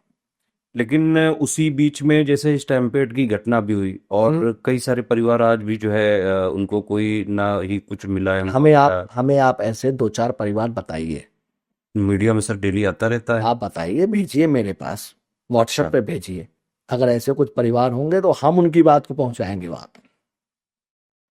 देखिए घटना हुई है, सच्चाई है, जो लोग घायल हुए हैं, जो लोग मृतक हुए हैं, उनकी सूची जारी हुई है। उसके अतिरिक्त भी अगर कोई ऐसी बातें आ रही हैं तो आप बताइए, तो लोगों को बताना चाहिए। ये तो देखिए विरोधियों का काम है बोलना। यही महाकुंभ था और कौन आयोजक था? पहले भी हुआ है। समाजवादी पार्टी में आयोजक कौन था? आजम खान साहब। और कितनी संख्या आई थी? इससे तो कमी थी, ये तो इससे बहुत कम थी, ये तो कम थी। वो इसीलिए किया ही गया था कम, कि इसका महिमा मंडन ना हो इस आयोजन का। जैसे सर आपने ये कुंभ की बात की, 3 लाख करोड़ की जो है वो जीडीपी में जुड़ गई, लेकिन उस हिसाब से फिर 54,000 करोड़ का जीएसटी आना चाहिए था, लेकिन फरवरी का जो आंकड़ा आया वो सिर्फ 9,000 करोड़ का, तो पैसा तो मतलब सरकार को मिला नहीं। देखिए अभी तो मार्च से भी बाकी है, इसका भी आंकड़ा आ जाए ना, दीजिए ना, वो फाइनल तो आंकड़ा आने दीजिए। नहीं मैं देखा बाकायदा, अभी फाइनल आंकड़ा नहीं आया, फरवरी तक का आया है। हाँ अभी मार्च तक का फाइनल आया। आप अच्छा ये बताइए जी, आप कानपुर में हैं, जिस समय महाकुंभ चल रहा था जी, कानपुर छोड़ दीजिए, औरैया तक के होटल फुल थे। हाँ बिल्कुल। एक गाड़ी किराए की गाड़ियां मिलना मुश्किल हो रही थी। चाय की दुकान वाले लाखों रुपए कमाए हैं। होटल वाले, कमरे वाले जो जीवन में कभी जिन कमरों में कोई बैठा नहीं, वो होटल चल गए। हाँ, बहुत पैसे दिए। और बाहर के लोग, अन्य प्रदेशों के लोग आकर के उत्तर प्रदेश में आए। ये आंकड़ों की बाजीगरी मैं अभी इतना मैं नहीं कह सकता, लेकिन मैंने अपनी आंखों से देखा वो मैं आपके सामने बयान कर रहा हूं कि उत्तर प्रदेश के पर्यटन में इतना बड़ा इजाफा हुआ है कि जिसकी कल्पना करना मुश्किल था। हम्म,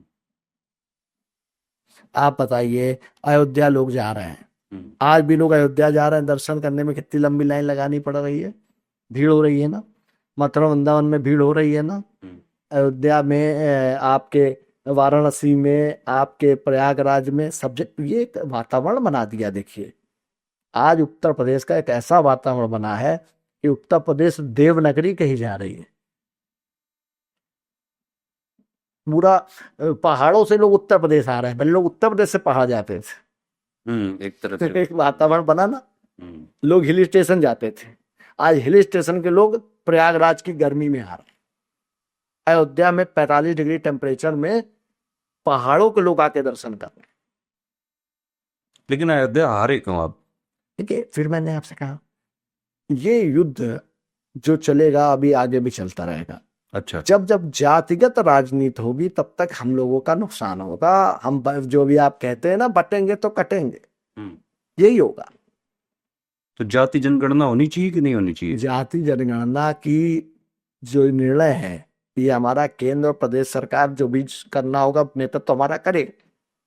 लेकिन आप ये बताइए, आज आप इस दौर में जहाँ अन्य देश कितनी तरक्की कर रहे हैं, वही मेरा सवाल है कि आगे बढ़ रहे हैं, आज ये नेता जातिगत जनगणना की बात कर रहे हैं।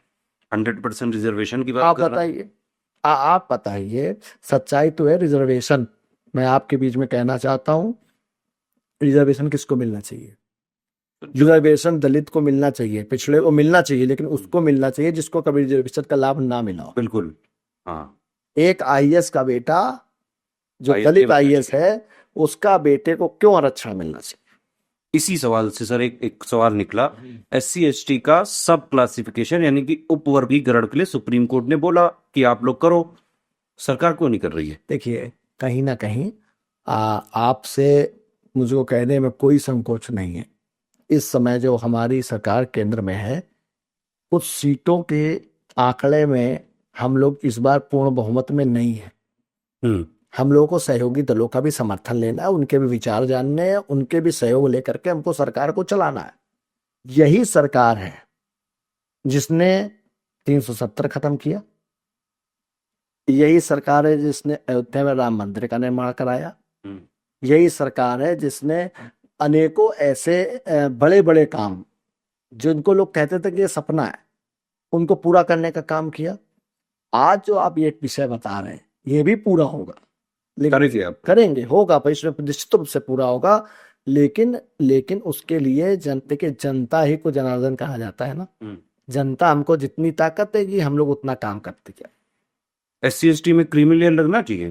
देखिए, SC ST पे मेरा जो अभी कहना है, SC ST में और बैकवर्ड में अगर किसी परिवार का व्यक्ति अगर आरक्षण का लाभ ले लेता है, IAS का बेटा IAS नहीं बनना चाहिए।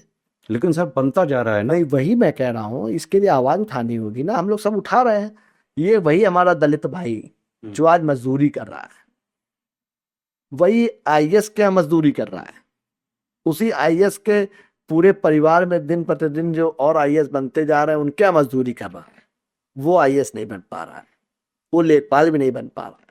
ये एक मतलब कई सारे जो है एक धारणा सी बनी, ये कुछ परिवारों की मोनोपोली है। हाँ, यही मैं कहने वाला था। तो ये कुछ परिवारों की मोनोपोली है। किसी में कुछ अमीर परिवार हैं जो वो नेता मंत्री बन चुके हैं। हाँ, अब वो किसी को आगे ही नहीं आने वो देखिए, हमारा तो मानना है, हमारे दलित भाई जिनको अभी तक आरक्षण का लाभ नहीं मिला, हमारे बैकवर्ड भाई जिनको आरक्षण का लाभ नहीं मिला, उनकी समीक्षा करनी चाहिए, उनको चिन्हित करना चाहिए और उन परिवारों को आरक्षण का लाभ देना चाहिए। हम सवर्णों को कोई आरक्षण की जरूरत नहीं है, ना हम मांग करते हैं आरक्षण की। वो तो है, लेकिन EWS दिया हमारी सरकार ने। लेकिन सर आपने एज रिलैक्सेशन नहीं दिया। नहीं दिया, मेरी बात समझिए, EWS दिया, ये हमारी सरकार का कलेजा था जो EWS दिया। आज तक सवर्णों के लिए कोई सरकार बोल नहीं पाई। सर इस पे एक मेरा काउंटर रहेगा देखिए, अगर रिजर्वेशन का कोई बेनिफिट है, एक आप जो है स्टूडेंट वर्ग को देना चाहते हैं, तो एटलीस्ट जो है उसको बराबर तो रखिए। आप SC ST OBC में आप एज रिलैक्सेशन दे रहे हैं, EWS वाले इतने दिनों से वो डिमांड कर रहे हैं, जब उनको एज रिलैक्सेशन ही नहीं मिल रहा है तो फायदा क्या है? देखिए ऐसा है, फायदा पहले कुछ नहीं था, जी। कुछ फायदा मिला है। ऐसा नहीं है कि फायदा नहीं है EWS का। मैं जान रहा हूँ बहुत से ऐसे लोग हैं जिन्होंने लाभ पाया। राजस्थान में वो लोग एज वाला अब दे रहे देखिए ये कि बिल्कुल आप कह रहे हैं, ये जो विषय धीमे धीमे आते हैं, अमेंडमेंट होते जाते हैं। जैसे ऐसा नहीं, रिजर्वेशन जब आया होगा, आया था तो ये उसके पीछे भी बने थे, संवैधानिक व्यवस्था की गई थी कि इतने दिन बाद हम लोग इस पर चर्चा करेंगे, फिर इसमें बदलाव करेंगे, लेकिन नहीं हो पाया। वो देखिए कारण यही है कि ये जो लंगड़ी सरकारें पूर्व में रही हैं, इन्होंने ये हिम्मत नहीं जुटाई। इसके लिए बहुत हिम्मत जुटानी पड़ेगी। आज बार बार कहते हैं कि हमारे दलित भाई, बहुत अभी ऐसे परिवार हैं जिनको आरक्षण का लाभ मिलना चाहिए, बहुत बैकवर्ड भाई हैं जिनको आरक्षण का लाभ मिलना चाहिए। हाँ, मतलब उस पूरे क्लास को तो ना। आज आप देखिए ना, जब समाजवादी पार्टी की सरकार में एक तो भ्रष्टाचार और आरक्षण में एक ही वर्ग के लोगों को मौका दे दिया गया। कितने हमारे बैकवर्ड में अन्य वर्ग हैं, हमारे पाल समाज के लोग हैं, हमारे कुशवाहा समाज के लोग हैं, कुर्मी समाज के भी लोग थे उसमें हमारे नाई समाज के भी, सविता समाज के लोग थे, प्रजापति समाज के लोग थे, विश्वकर्मा समाज के लोग थे, मतलब चौहान समाज, हर वर्ग को के साथ अब भेदभाव किया। क्या बताया आज अखिलेश यादव कि उन्होंने अपने सरकार में कितने लोगों को रोजगार दिया? एक सूची जारी करें, अभी अपने आप पता चल जाएगा। लोक सेवा आयोग के अध्यक्ष कौन थे उस टाइम? काफी अनिल यादव। उनके साथ क्या कार्रवाई हुई बात में? लेकिन सर उसी अगर ये वाले आप जो है इसको उठा रहे हैं, तो फिर योगी जी ने बाकायदा एक CBI गठित करी, लेकिन उसका जो है वो ड्रॉप कर दी। आज तक कोई सजा तो मिली नहीं किसी से। वही विषय आ रहा है कि देखिए ये जो तंत्र है, हाँ। एक व्यक्ति योगी आदित्यनाथ जी ने बहुत चीजें उत्तर प्रदेश में सुधार दी है और सुधार की ओर अग्रसर है। आप आने वाले समय में देखिए बहुत चीजें। आज हम दावे, अभी पुलिस की भर्ती हुई, अभी मैं क्षेत्र में था, एक निषाद परिवार में छप्पर पड़ा हुआ था, वहां पे भंडारा हो रहा था। मैं जैसे वो चुनाव चला था, उपचुनाव घाटापुर का, मैं गया तो बताया, मैंने पूछा भाई क्या विषय है, तो बताया उन्होंने कि मेरी बिटिया पुलिस में भर्ती हो गई। अच्छा। तो आप ये देखिए ना कि आज वो वर्ग जो पढ़ने को मोहताज, जिनका बिजली का कनेक्शन नहीं था, आज वो नौकरी पा रहे हैं, वो बेटियां नौकरी पा रही हैं। तो योगी जी ने बहुत बड़ा बदलाव किया है, लेकिन वही विषय है कि उत्तर प्रदेश को सुधारने में समय लगेगा और लग रहा है वो ठीक हो जाएगा।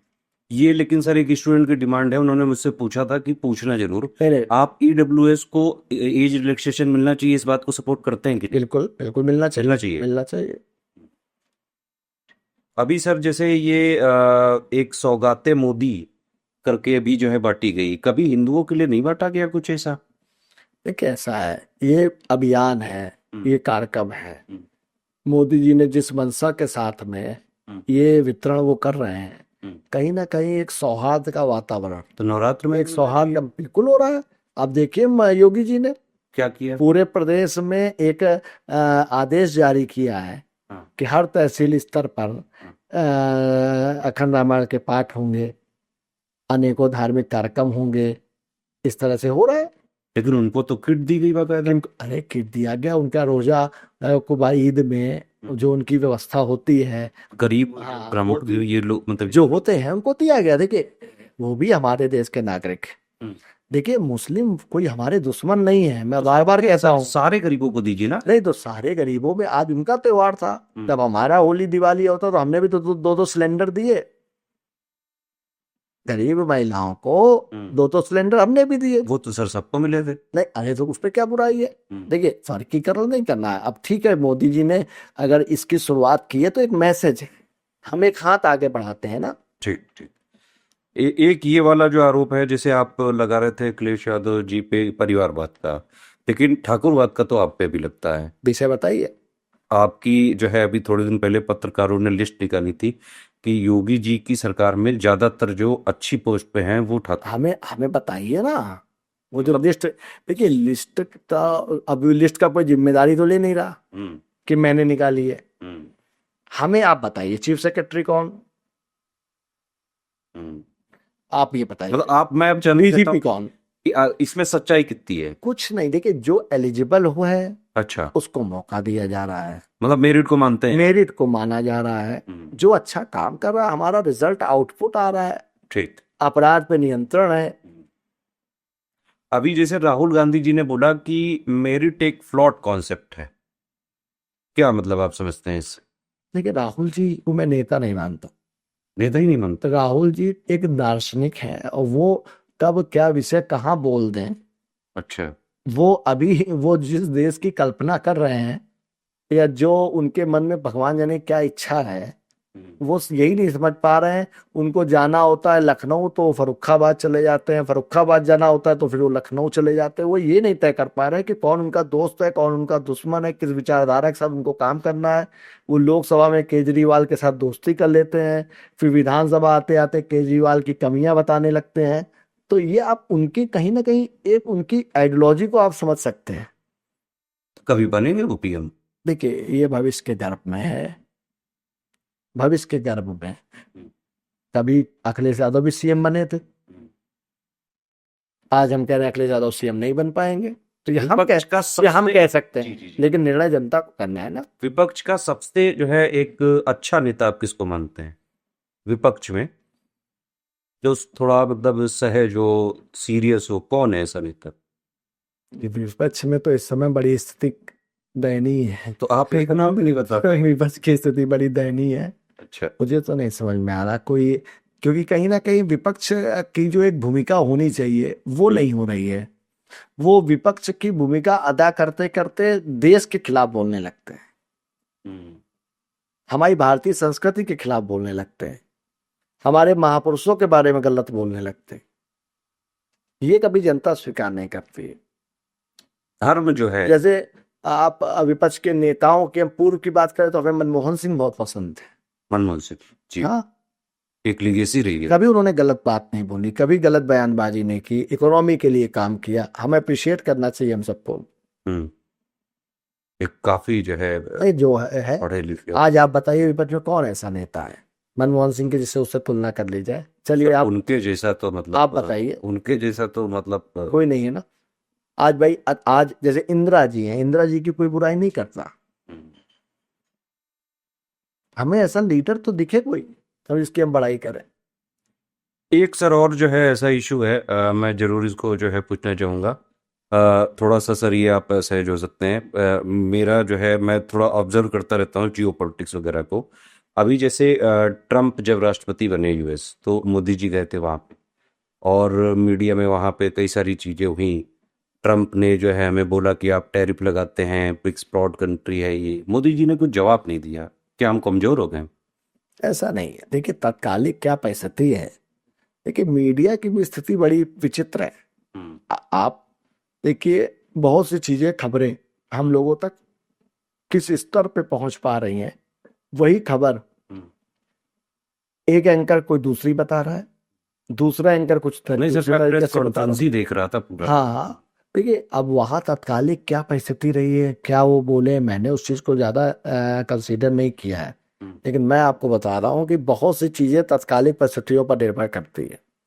अच्छा। आज कहीं ना कहीं भारत को अच्छे मित्रों की आवश्यकता है, हम्म, और अमेरिका, रशिया, ये सब जो बड़ी ताकतें हैं हमारे मित्र के रूप में काम कर रही हैं। तो सर कभी मित्र कभी तो रिश्ते बराबर बनाए वाला होना रखने के चाहिए लिए ना।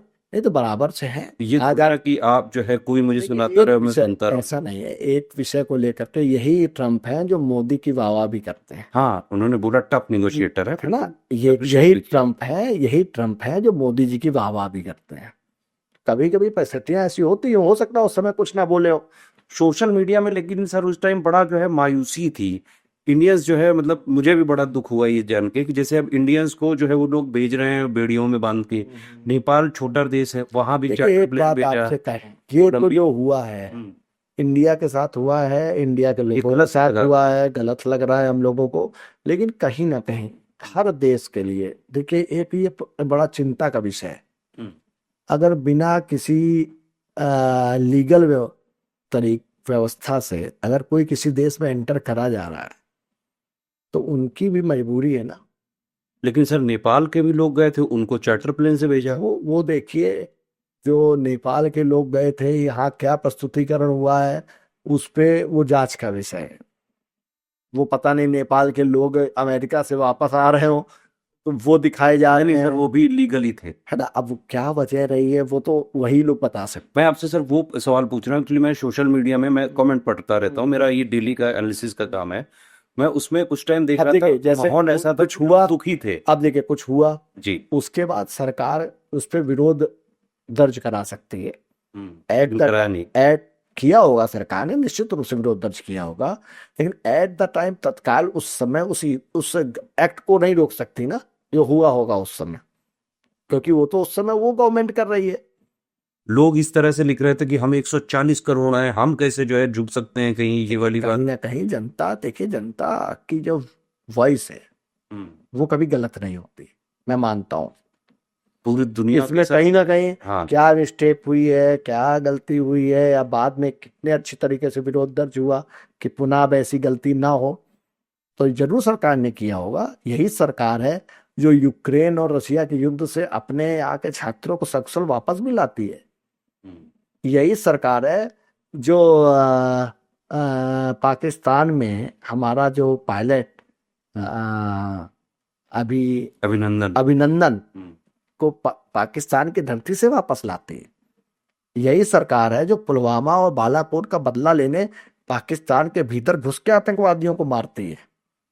तो एक ऐसी घटना से हम सरकार के ऊपर प्रश्न नहीं लगा सकते। मतलब देश मजबूत है अपना, देश हमारा मजबूत कोई है। टेंशन लेने की देखिए जरूरत हम नहीं। लोगों ने बहुत आज आप देखिए पाकिस्तान की क्या स्थिति हो गई। इकोनॉमिक आने वाले समय में Pakistan with in 5 years Pakistan का डिवीजन हो जाएगा, मैं आपसे कह के जा रहा हूँ। बलूचिस्तान वाले। यस, बलूचिस्तान जो पाकिस्तान का 60% लैंड एरिया है वो अलग होने जा रहा है, मैं आपको बता रहा हूँ।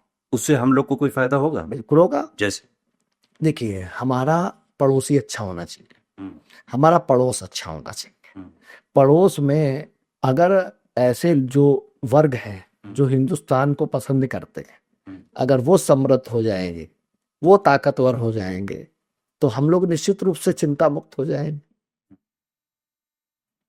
ठीक है। पूरी दुनिया में जो है मैक्सिमम देश, अगर आप देखें 200 देशों में से 150 से ज्यादा बैलेट पेपर से वोटिंग कराते हैं। विपक्ष मुद्दा उठाती है कि ईवीएम में दिक्कतें हैं और बैलेट पेपर से वापस होना चाहिए। आपकी क्या राय है? देखिए ऐसा है, अनेकों परीक्षण हुए, अब हम लोग आगे बढ़ रहे हैं। अब आप कह दें मोबाइल बंद हो जाने चाहिए, फिर से टेलीफोन पे आ जाना लेकिन सर यूएस में भी बैलेट पेपर हुआ। चाहिए। यूएस और आपके देश की पॉपुलेशन को आप समझ सकते हैं। आप 1.5 अरब हो चुके हैं, आप क्या 1 महीने तक चुनाव कराते रहेंगे? लेकिन 2 महीने चंडीगढ़ तक? में ईवीएम वाला वो जो सब केस भी आया देखिए था। वो अच्छा, ये बताइए अगर ईवीएम गलत है तो अब यूपी में कैसे इतनी सीटें जीत गए? अगर ईवीएम गलत है तो समाजवादी पार्टी और गठबंधन उत्तर प्रदेश में भाजपा को कैसे इतनी सीटों पे हरा दिया? वो कहते हैं कि कहीं कहीं अगर आज पड़ता है। अगर हम ईवीएम का उपयोग कर रहे होते तो आज हम पूर्ण बहुमत में हमारी केंद्र में सरकार होती। तो मतलब ईवीएम बिल्कुल बिल्कुल ट्रांसपेरेंट। बिल्कुल ट्रांसपेरेंट है। हम लोग तो अनुभव है, मैं अपने इस जीवन में 3 बार चुनाव लड़ चुका हूँ, मुझे पता है इस गांव में इतना वोट मुझको मिलना चाहिए, उतना वोट मिलता है। तो जो आप कैलकुलेशन लगाते हैं वही बिल्कुल एग्जैक्ट आता है। अच्छा, तो पहले से आपको पता रहता है कि कहाँ कहाँ हमें मिल रहा पता है। है जी इस गांव में मुझे 20 वोट मिल सकता है, तो 20 अच्छा। वोट, 19 वोट, 18 वोट, 22 वोट मिलता है। हाँ, तो उससे एक प्रेडिक्शन approximate। होता है, तो उससे पता चलता कस्टोडियल डेथ में जैसे यूपी नंबर 1 है लगातार। आप देखें एनसीआरबी का आंकड़ा है ये। तो अभी आपने लेटेस्ट में मैंने बताया आपको आदर्श उपाध्याय का भी केस है। ये पुलिस एट्रोसिटी पे सरकार क्यों नहीं लगाम लगाती केस है? पुलिस वाले क्यों इतनी है। गुंडागर्दी कर रहे हैं? कार्रवाई हो रही है जहां जहां पुलिस गलतियां कर रही है। अभी मैंने पाटीदार का नाम लिया था, ये आईपीएस आज जेल में है। देखिए जहां पे इस तरह के अपराध होंगे उन पर कार्रवाई हो रही है। प्रदेश हमारा, जहां तक आप आंकड़ों की बात करेंगे, आप नंबर 1 में उत्तर प्रदेश है, वो क्यों है? दिल्ली की पॉपुलेशन कितनी है? करीबन 1.5-2 करोड़। 2 से 2.5-3 करोड़। राजस्थान 5-6 करोड़। मध्य प्रदेश 6-7 करोड़, 6-7 करोड़, आप 25 करोड़, 22 के आसपास है। 25, कोई 22 से 25, आंकड़ा नहीं आया जी। 25 करोड़। हम्म, तो जो आंकड़ा है उसी एवरेज में हमारा रेशियो ज्यादा है, हम्म। तो इसीलिए भी ये बोल रहे हैं कि आप नंबर 1 पे हो। नहीं, लेकिन ऐसे कस्टडी में जो है ये किसी को बिल्कुल मार देना गलत है, देखिए बिना बिल्कुल अमानवीय गलत है, अमानवीय है। अनेकों ऐसी घटनाओं में आयोग का गठन हुआ है, जहां आयोग ने दोषी करार किया है, ऐसे पुलिस अधिकारियों कर्मचारियों पर कार्रवाई भी हुई है। सवाल यही है सर कि वो सस्पेंड किए जाते हैं, उनको नहीं नहीं, ऐसा नहीं है, सजा हुई है, जेल गए हैं, उम्र कैद की सजा हुई है। एग्जाम्पल पेश करने हाँ, के लिए। मैं आपको एग्जाम्पल, मुझे एक याद है, हमारे यहाँ सीओ होते थे जी। 2017-18 में, हम्म, और उनका एक पुराना केस था। इसी सरकार में उस केस को खोल करके उनको सजा दी गई, वो जेल गए। तो मतलब आगे इस पे एक्शन होगा। बिल्कुल हो रहा है, आयोग गठित होता है, उसमें ऐसा नहीं है। लेकिन हाँ, ये जरूर है कि ऐसे होने ही नहीं चाहिए, ऐसी घटनाएं, ऐसी घटनाएं होनी ही नहीं चाहिए। इसीलिए सरकार ने हर थानों में सीसीटीवी कैमरे लगा रखे हैं। हम्म, हर चीज का एक लिखा पढ़ी में, जीडी में सब चीजें दर्ज की जाती हैं। जहां पर ये गलतियां पाई जाती हैं उन पर कार्रवाई की जाती है। विपक्ष के नेता अक्सर एक बात कहते सुने जाते हैं कि अगर किसी नेता के पीछे सीबीआई या ईडी पड़ जाए और वो बीजेपी ज्वाइन कर ले तो उसके सारे पाप धुल जाएंगे, क्या सच्चाई है? देखिए, विपक्ष का काम है हम्म, आरोप लगाना। पूर्व की सरकारों के अनेकों ऐसे उदाहरण हैं हम्म, जहां पर उन्होंने दूसरे दलों को अपने दलों में शामिल किया है, लोगों को। हम्म, तो ये कोई नई बात तो है नहीं। बहुत से ऐसे नेता हैं जो भारतीय जनता पार्टी से जुड़ना चाहते हैं, क्षेत्र में उनका प्रभाव है, क्षेत्र में उनके जुड़ने से भारतीय जनता पार्टी को बल मिलता है, भारतीय जनता पार्टी से जुड़ने से उनको बल मिलता है, तो ऐसे लोग शामिल किए जाते हैं लेकिन जो राष्ट्रवादी विचारधारा के हैं। यूज का तो आरोप लगता रहा है। देखिए, विरोधी का काम है आरोप लगाना, हमारा काम है, देखिए, बार बार इन आरोपों का जवाब आप हमसे प्रश्न करेंगे, हम आपको जवाब देंगे, लेकिन सही जवाब जनता देती है। अगर जनता उस नेता के शामिल होने से नाराज है तो चुनाव में उसका जवाब जनता दे देगी। अभी तक जितने भी इस तरह की विषय होंगे, आप देखिए वहां चुनाव के बाद परिणाम क्या है। जनता अगर खुद चाहती है कि हमारा नेता भाजपा के साथ काम करे, और जनता चुनाव में फिर उनको जिता करके भेज रही है, तो फिर इस प्रश्न का कोई औचित्य नहीं रह जाता। लेकिन ईडी के जैसे जो नंबर ऑफ रेड्स हैं वो बढ़े हैं, और जबकि जो एक्चुअली में सजा होती है वो सिर्फ 5-6% पे होती है। देखिए, इतना क्यों करते आप हैं अगर ये? ईडी इतना ना करे तो आप ये देखिए ना, कितने बड़े बड़े विषय हुए जिनको अगर आज इन पर कार्रवाई ना होती तो इस तरह के भ्रष्टाचार के भंडारों का पता ना चलता। अनेकों विषय हैं। देखिए, तो मतलब ईडी क्वेश्चन मार्क निष्पक्ष है, बिल्कुल है, कोई किसी तरह से कोई कोई control नहीं, वो तो पूर्व में होता था। क्या चुनाव के टाइम अगर कुछ वादे किए गए हैं तो उन्हें पूरा करना जरूरी है या नहीं जरूरी है? बिल्कुल जरूरी है। जरूरी है। तो बीजेपी के मैनिफेस्टो में कुछ वादे थे, जैसे ब्लैक मनी वापस भारत लाना और 15 लाख देना, ये अभी तक वादा नहीं पूरा किया गया। देखिए, निश्चित रूप से जब हम फील्ड पे उतरते हैं, जैसे 2014 में मोदी जी अमित शाह फील्ड पर उतरे, उन्होंने समस्याएं देखी। समस्याएं तो देख ही रहे थे, पॉलिटिकल लोग हैं।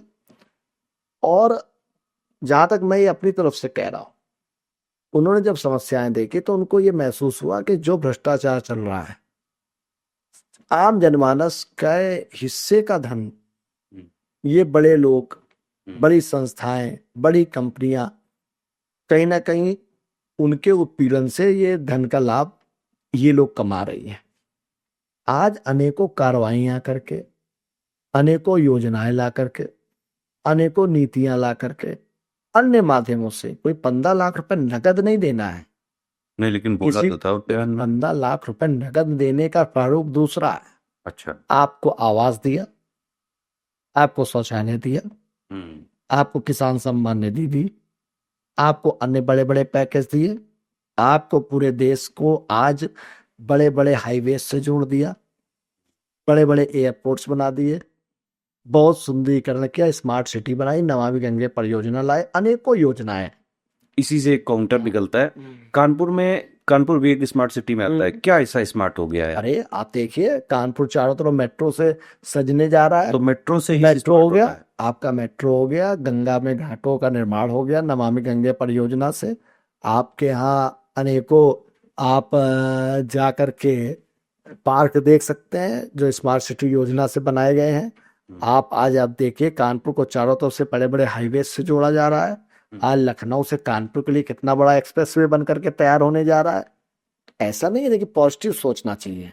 अच्छा, एक और वादा था आपका 2 करोड़ जॉब पर ईयर देने का, वो भी नहीं पूरा हुआ अभी। देखिए बहुत तेजी में उस पर भी काम चल रहा है। स्किल डेवलपमेंट की बात हम लोगों ने की।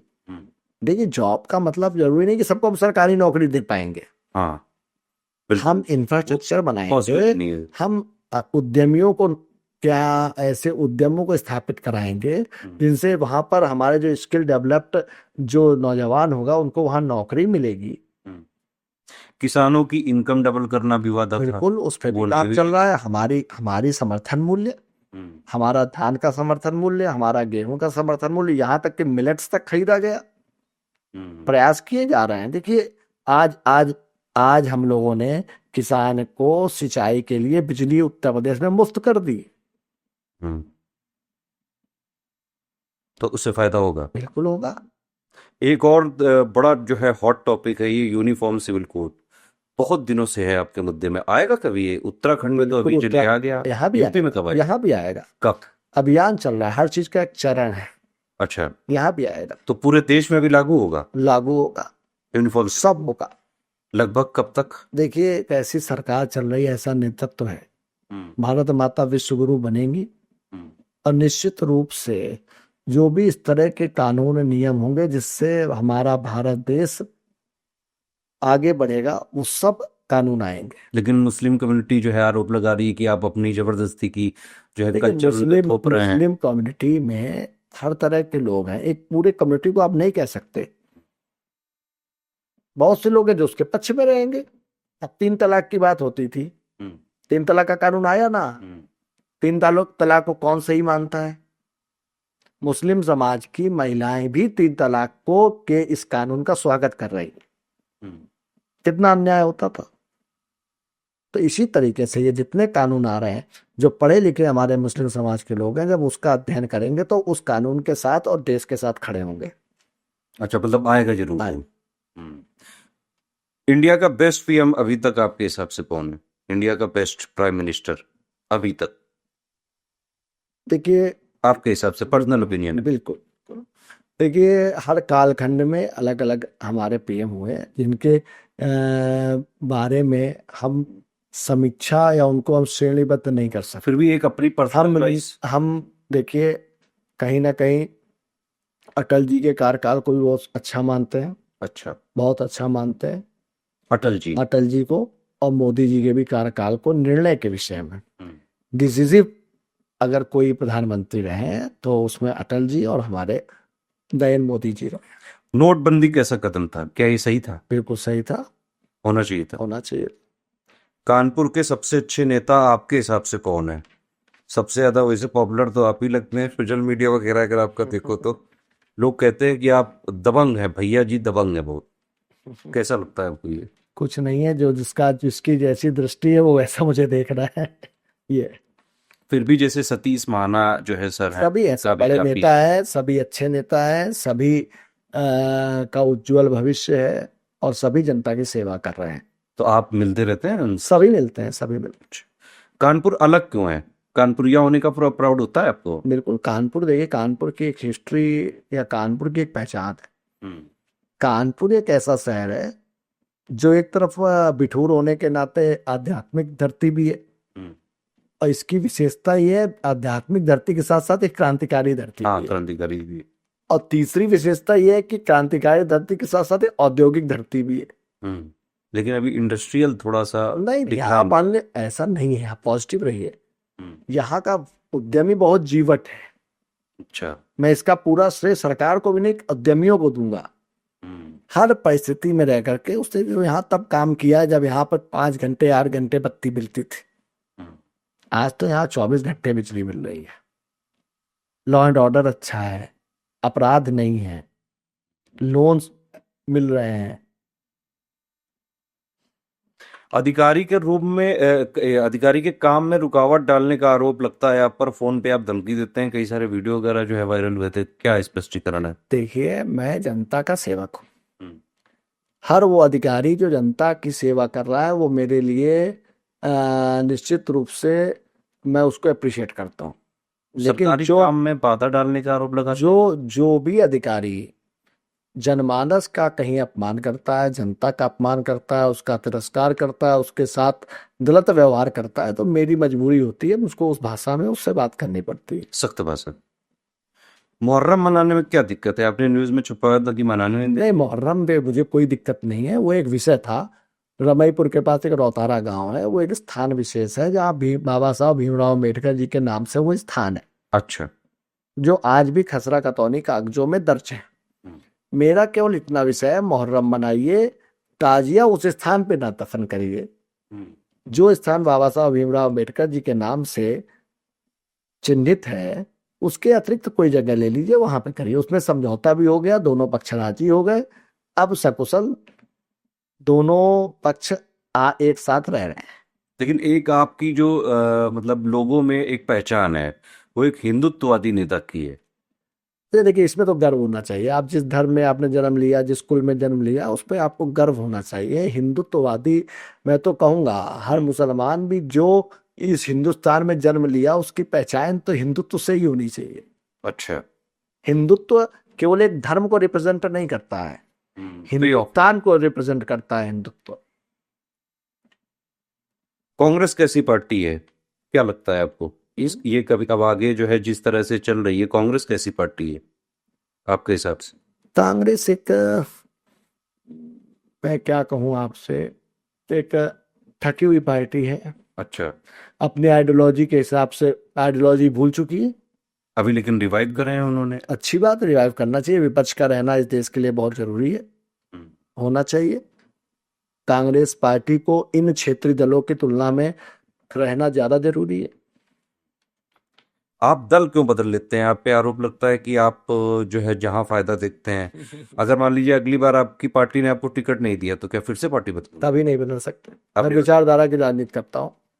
आज जो दल बदलने की लोग बात कर रहे हैं या करते हैं, आप बताइए लोग दल क्यों बदलते हैं? मैं आपसे पूछना चाहता हूँ। पावर और सत्ता। पावर और सत्ता। मैंने दल कब बदला? 2017 में, जब भारतीय जनता पार्टी की सरकार प्रदेश में नहीं थी, समाजवादी पार्टी की सरकार प्रदेश में थी। अगर मुझे सत्ता में जाना होता तो मैं समाजवादी पार्टी में जाता। मैंने दल बदला। मैं जानता हूं राष्ट्रीय पार्टियां ही इस देश में और देश का भला कर सकती थी। अच्छा। तो मैंने समाजवादी पार्टी ना चुन करके भारतीय जनता पार्टी, देश हित में हिंदुत्व के रास्ते पर चलते हुए सनातनी होने के नाते मैंने भारतीय जनता पार्टी को चुनने का काम किया। और मैं आपके इस चैनल के माध्यम से स्पष्ट करना चाहता हूं, अब मैं पूरी राजनीति का जो मेरा जीवन है वो केवल सनातन के लिए मैं राजनीति करूंगा। अच्छा। इस विचारधारा के साथ मैं राजनीति करूंगा। और मेरे आप एक एक बयान, मेरे एक एक एक्ट, मेरी एक एक जो अभी तक की हिस्ट्री है, आप देख सकते हैं। मैंने कभी भी अपने विचारधारा से समझौता नहीं किया। तमिलनाडु के एक सीएम है स्टैलिन, उन्होंने बोला था सनातन को मिटा देंगे। कुछ रिबटल नहीं आया आप लोग की तरफ से? देखिए, स्टालिन को यहाँ कोई गंभीरता से लेता ही नहीं। अच्छा, वो अपने क्षेत्र विशेष में राजनीति कर रहे हैं और सत्ता पाने के लिए वो इस तरह के बयान देते हैं। निश्चित रूप से उनका एजेंडा खतरनाक है, उनके विचारधारा खतरनाक है, वो देश हित में नहीं है। लेकिन आने वाले समय में उस क्षेत्र की जनता के बीच में भी वो बेनकाब हो जाएंगे। वो भ्रष्टाचार से जुड़े हुए लोग हैं। आने वाले समय में ज्यादा दिन जनता उनको स्वीकार नहीं करेगी। सरस्वती मंदिर कैसा स्कूल है? प्राइवेट स्कूल और विद्या मंदिर में आप किसको प्रेफर करेंगे? विद्या मंदिर सीरीज मतलब कैसी है? बहुत अच्छी है, संस्कार है, शिक्षा है, बहुत अच्छा है। प्राइवेट स्कूल में एडमिशन लेना चाहिए कि विद्या मंदिर में पढ़ना चाहिए? देखिए, आप किस जगह रह रहे हैं, आपका उन विद्यालयों में कितनी दूरी है। हर विद्या मंदिर में अलग अलग विशेषता है। जरूरी नहीं कि हर विद्या मंदिर ए ग्रेड का हो, लेकिन हाँ इतना जरूर है, मकसद सबका अच्छा है। अच्छा। एक दरोगा जी के साथ आपकी विवादित रिकॉर्डिंग है, तो जो जैसी भाषा में समझेगा उसको वैसे ही समझाएंगे। देखिए वो विषय होता है, कभी कभी तात्कालिक परिस्थितियों के आधार पर कुछ चीजें, मैं देखिए बहुत प्लानिंग के साथ बहुत कुछ नहीं बोलता हूँ। अच्छा। मुझे जो समझ में आता है तत्कालिक परिस्थितियों के आधार पर मैं बोलता हूँ। इतना जरूर बोल सकता हूँ कि मेरी नीयत साफ रहती है और मैं गरीबों की लड़ाई लड़ता हूँ। मेरी व्यक्तिगत लड़ाई आज तक कभी किसी से हुई नहीं। तो जो भी थे जनता की इश्यू। मैं जनता की लड़ाई लड़ता हूँ, उसमें मुझे परवाह नहीं रहती है। मैं उस तरीके से बात करता हूँ, ये मेरा तरीका है। एक जैसे आजकल नियो बुद्धिज्म के कई सारे ट्विटर अकाउंट हैं, वो लोग दिन रात जो है भगवानों को गाली वगैरह देते रहते हैं, इनमें सरकार एक्शन क्यों नहीं लेती? मैं ज्यादा पढ़ नहीं पाया इन सबको, और ये इसके सर इंस्टाग्राम में भी होता है ये इस सब। तरह के जो तत्व हैं वो कहीं ना कहीं, जो इस तरह के संस्थाएं हैं हम्म, जो इस देश को जात के नाम पर बांटना चाहती हैं, हम्म, जो इस देश को धर्म के नाम पर बांटना चाहती है, हम्म। वो इस तरह का लिटरेचर सोशल मीडिया के माध्यम से परोसती है। लेकिन मुझे नहीं लगता आम जनमानस इनको गंभीरता से लेता है। लेकिन एक्शन तो होना चाहिए। होगा, जब कोई ऐसी चीजें आ जाएंगी, ऐसा कंटेंट आ जाएगा जो स्वीकार नहीं होगा, तब होगा। टैक्स की चोरी रोकने के लिए अभी लेटेस्ट में डिजिटल सर्च कंडक्ट किए गए थे। अब इस पे जो है कई सारे लोग कह रहे हैं कि अब सरकारी पॉलिसी लाने वाली है कि आप जो है आईटीआर वगैरह के साथ साथ अब आपके व्हाट्सएप भी चेक कर सकता है अधिकारी, ईमेल भी ले सकता है। जो समय पर टैक्स दे रहा है, जो अपने राइट टू प्राइवेसी का हनन नहीं नहीं, है। वो नहीं हो पाएगा। वो तो उसके लिए तो आप जहां पर भी राइट टू प्राइवेसी का हनन होगा उसके लिए सरकार बैठी है, उस पर संशोधन होते रहेंगे। लेकिन लेकिन टैक्स देना कहीं ना कहीं देश के लिए जरूरी है, देश उसी से तरक्की करेगा। नहीं, देश के लिए जरूरी है सर, बिल्कुल सही बात है, सबको टैक्स देना चाहिए। टैक्स बेस इतना कम क्यों है? सिर्फ 1 करोड़ लोग जो है इनकम टैक्स में, आप देखें अगर पूरा आंकड़ा। अच्छा बेटा, इससे पहले कितने देते थे? इससे पहले सर लगभग इतने ही थे। नहीं नहीं, ऐसा नहीं। 8 करोड़, मैं आपको बताता हूँ डेटा, 8 करोड़ के आसपास लोग आईटीआर करते हैं, जिसमें से 5 साढ़े 5 करोड़ लोग सिर्फ नाम के लिए करते हैं, उनको लोन वोन लेना होता है। बाकी जो है कुछ जनता वो वही वाली है, 10 लाख से नीचे वाली। एक्चुअल जो है वो 1 करोड़ लोग देते हैं इनकम टैक्स, जो कि टोटल टैक्स का 22% है। उनका डिमांड है कि टैक्स जो है, टेररिज्म बढ़ता जा रहा है, हर चीज में टैक्स, पहले आप इनकम टैक्स दो, जीएसटी दो, कॉर्पोरेट टैक्स दो, उसके बाद आप कहीं भी निकलो टोल जगह जगह मिल जाता है। कितना टैक्स चाहिए? देखिए, आप जिस दौड़ में दौड़ रहे हैं विश्व में, हम विकासशील देश है। हम्म, अभी बहुत सा इंफ्रास्ट्रक्चर है जो अपने देश को, जिसकी नीड है, हम्म, आप भी जान रहे हैं, वो टैक्स के माध्यम से ही हम लोग उसको पूर्ण कर पाएंगे। अपने संसाधन भी हम लोग बना रहे हैं, और भी व्यवस्थाएं सरकारें तैयार कर रही है।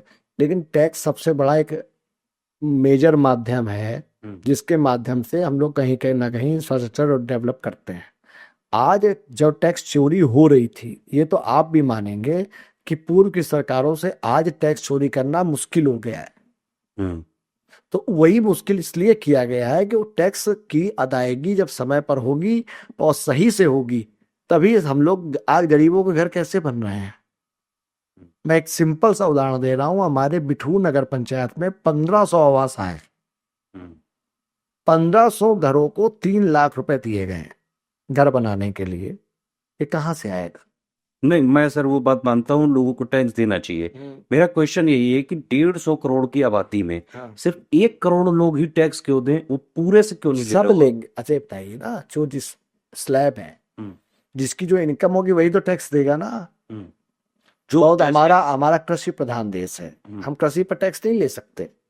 हम्म। अभी हम कृषि पर टैक्स लेंगे तो आप अगले दिन हमसे पूछेंगे, बताइए आप कृषि प्रधान देश नहीं, मेरा ये सर काउंटर है। कृषकों, उस कृषकों से आप टैक्स ले रहे हैं। हम्म, हम कृषकों से 70% जनमानस यहाँ पर कृषक है। हम्म। हम कृषि से जुड़े हुए विषयों पर टैक्स नहीं ले सकते। लेकिन जैसे ये जो कई सारी, जैसे चाट की दुकान है, कोई समोसे की दुकान है, करोड़ों करोड़ों लोग ये लोग कमाते हैं और ना कोई जो है इनका चाट की दुकान में कौन करोड़ कमा रहा है? सर आप अभी लेटेस्ट में यहाँ बाकायदा कानपुर में छापे एक पड़े, दो लोग देखिए, पान बतासे वाले आप के यहाँ 5 करोड़ सुनिए, मिले। आप एक तो अपवाद होते हैं, हम्म। उन अपवादों से पूरे उस वर्ग को आप नहीं वर्गीकृत कर सकते। लेकिन टैक्स बेस को बढ़ाने का कोई विचार है? वो ही चल रहा है, वो लगातार हमारी सरकार इस विषय पे काम कर रही है, और आप देख रहे हैं कि कितना बड़ा अंतर आया है। देश संविधान से चलेगा या हिंदू राष्ट्र बनेगा? देश संविधान से चलेगा, और संविधान ये हमको कहता है कि समाज पे हर वर्ग हर धर्म का सम्मान इस देश में होगा। तो हिंदू राष्ट्र का वो जो है परिकल्पना, हिंदू राष्ट्र को आप गलत उसमें ना लीजिए। हिंदू तो एक ऐसा धर्म है जो खुद ही संविधान को परिभाषित कर देता है। हिंदू धर्म में बताया गया है सभी वर्गों का सम्मान करिए, सभी हमारे बराबर हैं। हिंदू धर्म में कहाँ कहा गया है कि किसी अन्य वर्ग का सम्मान ना करिए, किसी अन्य धर्म का सम्मान ना करिए। एग्री। तो ये वाला जो कॉन्सेप्ट कुछ फंडामेंटलिस्ट जो है चलाते रहते हैं कि जब हिंदू राष्ट्र आएगा तब हम बताएंगे, ये करेंगे, वो ये सब कौन क्या बता रहा है वो अलग विषय है। हिंदू राष्ट्र, हिंदू धर्म देश के लिए है। इस भारत देश से बड़ा कोई नहीं। तो हिंदू धर्म है कि वे ऑफ लाइफ है? Hindu way of life. अच्छा, हिंदू धर्म नहीं है। हिंदू देखिए, हिंदू हिंदू हिंदुत्व को परिभाषित अगर आप करेंगे तो इस धरती पर रहने वाला हर व्यक्ति हिंदू है। अच्छा, वो मुस्लिम भी हिंदू है, कैसे? वो ईसाई भी हिंदू है। कैसे? वो जो हिंदू है, ये संस्कृति को आप हिंदू कह सकते हैं, जो सालों से मतलब उस परंपरा। पहले से आपसी हुई। ये जो मुस्लिम है, सिख है, ईसाई है, सनातनी है, ये इनका उपासना विधि है। लेकिन आप जब आप आज पाकिस्तान में जो रह रहा है उसको पाकिस्तानी कहते हैं ना, नेपाल में जो रह रहा है उसको नेपाली कहते हैं ना, जो अमेरिका में रह रहा है उसको अमेरिकन कहते हैं ना, इटली में रहने वाले को इटालियन कहते हैं ना, तो हिंदुस्तान में रहने वाले को क्या कहेंगे? लेकिन संविधान में तो नाम लिखा हुआ है Bharat, that India, that is Bharat. Hindustan तो नहीं लिखा हुआ है। नहीं नहीं, एक पर वो उसमें लिखा हुआ है। लेकिन जब हिंदुस्तान की आप बात करते तो क्या आप कह देंगे कि हिंदू संविधान में नहीं लिखा है हिंदुस्तान, तो आप इसको हिंदुस्तान नहीं मानेंगे? ठीक है। सत्ता में आने के बाद बीजेपी ने कौन से ऐसे एक्ट पास किए हैं जिससे ट्रांसपेरेंसी बढ़े? आरटीआई को तो सीमित किया जा रहा है। कहीं नहीं सीमित किया जा रहा, सब जवाब दिए जा रहा है। जैसे कई सारे आयोगों से यूपी देखिए, बहुत बहुत विषय हैं, हर क्षेत्र में काम हो रहा है।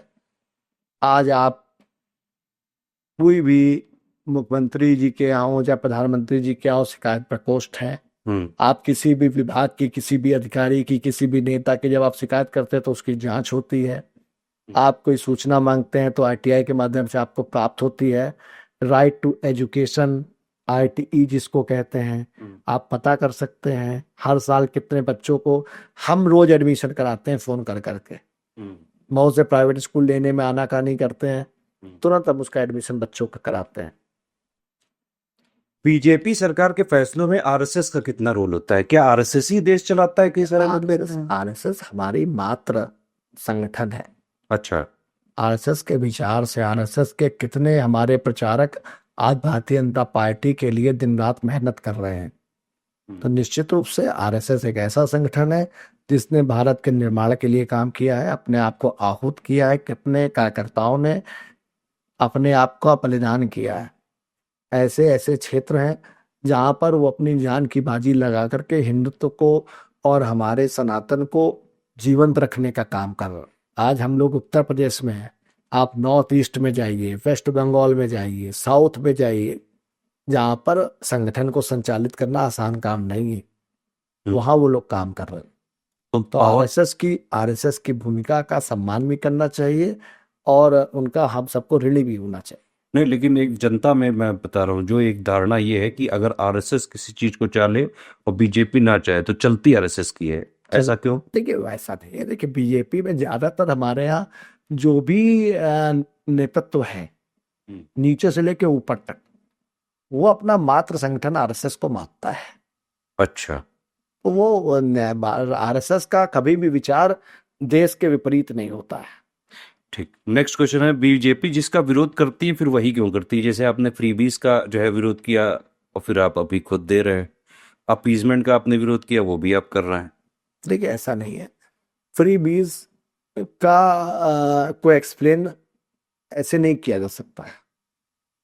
कैसे करें? देखिए, फ्रीबीज की बात यह है कि केवल एक चुनाव के समय आप फ्री बीज की घोषणा कर दो हम्म, और उसके बाद में आप भूल जाओ और धोखा दे दो।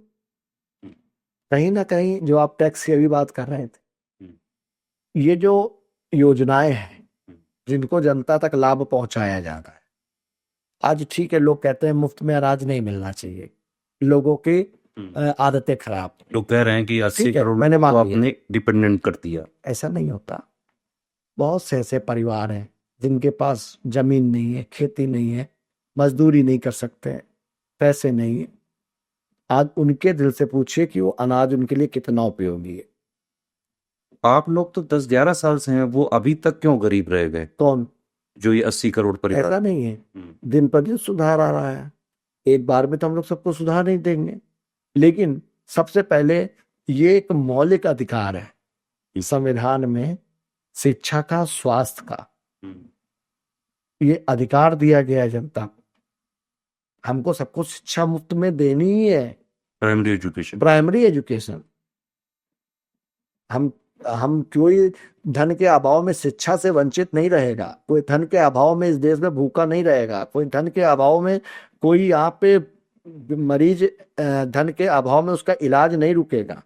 ये हमारी ये प्राथमिकताएं होनी चाहिए, इसी पर हर सरकार को काम करना चाहिए कि अब इन विषयों पर सरकार काम कर रही है। क्या देश में freedom of speech and expression कम हो गया है? अभी लेटेस्ट में कुणाल कामरा का एक वीडियो आया, सर वो कॉमेडी थी, नॉर्मली लाइटली लेना चाहिए, उस पर जबरदस्ती केस कर दिया। तो वो जो है उन्होंने जहाँ परफॉर्म किया हैबिटेट में वो तोड़ दिया। अब देखिए ऐसा है ना, अभी आपने कहा, अब ये दोनों के उठ के उनके विचार, जी। उनको केस करना चाहिए कि नहीं करना चाहिए, उनको एक कमेंट उनके ऊपर करना चाहिए कि नहीं करना चाहिए, उसमें मेरा विचार का कोई विषय नहीं। लेकिन सर पार्टी तो आप ही की है। पार्टी कैसे मेरी? एक नाथ शिंदे पे। एकनाथ शिंदे हमारे सहयोगी संगठन है, जी। सहयोगी पार्टी है, हम्म, उसमें हम अपना विचार क्यों थोपेंगे? तो एकनाथ शिंदे जी अपना निर्णय करेंगे। अच्छा, तो freedom of speech and expression नहीं कम हुआ? देखिए कहते ही कम नहीं हुआ है, लेकिन एक बात जरूर आपसे कहेंगे, जी। हम पॉलिटिकल लोग, हो सकता है कमियां सबके अंदर होती हैं, लेकिन किसी के व्यक्तिगत जीवन पे इस तरह का कॉमेडी करना ठीक नहीं है। लेकिन डायरेक्ट कहाँ बोला उन्होंने? इनडायरेक्ट में बहुत चीजें बोली जा सकती हैं किसी के लिए भी। लेकिन सर फिर तो कॉमेडी किया मतलब एक तरह से ऐसा अच्छा आप ही अच्छा, की है। मैंने बहुत कुछ तो नहीं देखा, लेकिन आजकल मैं ये कॉमेडी थोड़ा बहुत मैंने देखा हुआ है, कॉमेडी ठीक हो रही है। उस कॉमेडी की आड़ में क्या क्या हो रहा है फॉरवर्ड है उस पे आज आप बताइए उस जी। कॉमेडी की आड़ में क्या क्या हो रहा है। हाँ, ये मान सकते हैं आप ये वाली। बताइए, होना चाहिए, हमारी संस्कृति अलाउ करती है। जी जी जी। आप कभी इतनी मर्यादा देखिए, ऐसा नहीं है कि लोग मोदी जी के खिलाफ नहीं बोलते, हाँ। लोग योगी जी के खिलाफ नहीं बोलते, बोलते, हम लोग सुनते, विधानसभा में सुनते। ये भी बात है ना सर कि अब जैसे कॉमेडियन जो है, नहीं वो बोले, उसके पास इसका ये रोजगार है, नहीं, अगर वो सोचिए नहीं इसे ट्रोल करेगा तो मतलब एक तरह से ऐसा उसको कहीं ना कहीं उसके उस एक्ट से ऐसा भी दिख रहा है कि ऐसा तो नहीं कि उनके विपक्ष के लोग उनका उसका कठपुतली ये के रूप वाला में प्रयोग कर रहे हैं। ओके, ये वाला एंगल है। आप कॉमेडियन हो, अच्छी बात है, आप किसी के टूल मत बनिए। हाँ, ये है, ये तो जरूरी है। कुछ सर और है ये क्वेश्चन, जैसे उर्दू भाषा पे अभी योगी जी का एक बयान आया था, इसको कैसे समझना चाहिए? सुधांशु त्रिवेदी जी ने बोला कि लोग उसका मतलब नहीं समझ पाए, आप बता पाएंगे क्या मतलब था? क्या?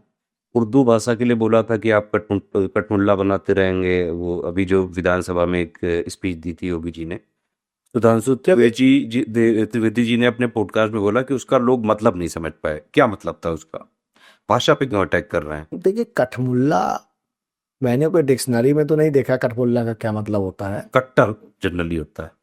कठमुल्ला का जहाँ तक मुझे लगता है, कठमुल्ला को हम लोग कह सकते हैं अशिक्षित, जाहिल, या आप कह सकते हैं कट्टर। तो इस पे क्या बुराई है? उन्होंने ये तो नहीं कहा कि आप उर्दू पढ़ा के किसी को मौलवी तो बनाएंगे। उर्दू भाषा से कोई दिक्कत नहीं। कोई दिक्कत नहीं है, देखिए हिंदी है, उर्दू है, हम लोग दिन भर क्या बोल रहे हैं, हिंदी उर्दू का मिश्रण ही तो बोल रहे हैं। बोल जाते हैं। हाँ। तो उर्दू कोई अरब की भाषा थोड़ी ना है, उर्दू अरबी थोड़ी ना है, उर्दू से हमको कोई परहेज थोड़ी ना है, कोई परहेज नहीं। कोई परहेज नहीं। यूपी की ease of doing business index में रैंकिंग 2 से 6 हो गई है अभी 2024 में। किसमें? 6 सितंबर 2024 की इंडियन एक्सप्रेस की रिपोर्ट है।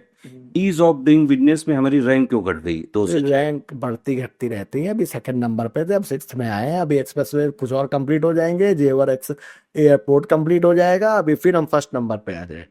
अच्छा, यूपी जो है कि जीएसडीपी यूपी जी बोलते हैं कि $1 ट्रिलियन हो जाएगी। 2000 पहले बोला 2024 तक, फिर बोला 2027 तक, अब बोल दिया 2029 तक। आपको लग रहा है 2029 तक भी हो पाएगी? आपको एक बात बताएं, जी 2017 में विधायक बने थे, जी। तब 3,86,000 करोड़ का बजट पास हुआ था। आज 2025 चल रहा है। लेकिन तब लोन भी कम था, आज हम जाता बता है। रहे हैं आपको, हमारी सुन लीजिए आप। जी जी जी। 2025 चल रहा है, आज 8,08,000 करोड़ का बजट पास हुआ है। ठीक है, 2017 1947 से 2017 हम्म, कितने साल हो गए? लगभग 60 साल। 60 साल में आप 3,86,000 करोड़ पहुंचे, और हम 2017 से 2025 में 8,08,000 करोड़ पहुंच गए। हम्म, आप कितने दिन में पहुंचेंगे $1 ट्रिलियन, ये तो भविष्य के गर्भ में है। हम्म, लेकिन आप हमारा लक्ष्य देखिए, और लक्ष्य के प्रति हमारी इच्छा शक्ति देखिए कि कितनी प्रगति और कितनी तेजी के साथ हम प्रगति कर रहे हैं। हम्म, हमारा बजट कोई साधारण बजट नहीं है। उत्तर प्रदेश का बजट पाकिस्तान के बजट से बड़ा है। उत्तर प्रदेश का बजट बांग्लादेश के बजट से बड़ा है। उत्तर प्रदेश का बजट भारत, पाकिस्तान, बांग्लादेश और अफगानिस्तान के बजट को जब आप जोड़ देंगे उससे भी बड़ा है। तो हमको इसमें गौरवान्वित महसूस होना चाहिए। अब हम कब करेंगे, हम एग्जैक्ट डेट भी आपको बताएंगे। लेकिन कर्जा भी उसका भी बढ़ रहा है। कार्यक्रम होगा। कर्जा भी बढ़ रहा है। ये कर्जा, ये तो अर्थव्यवस्था का अंग है।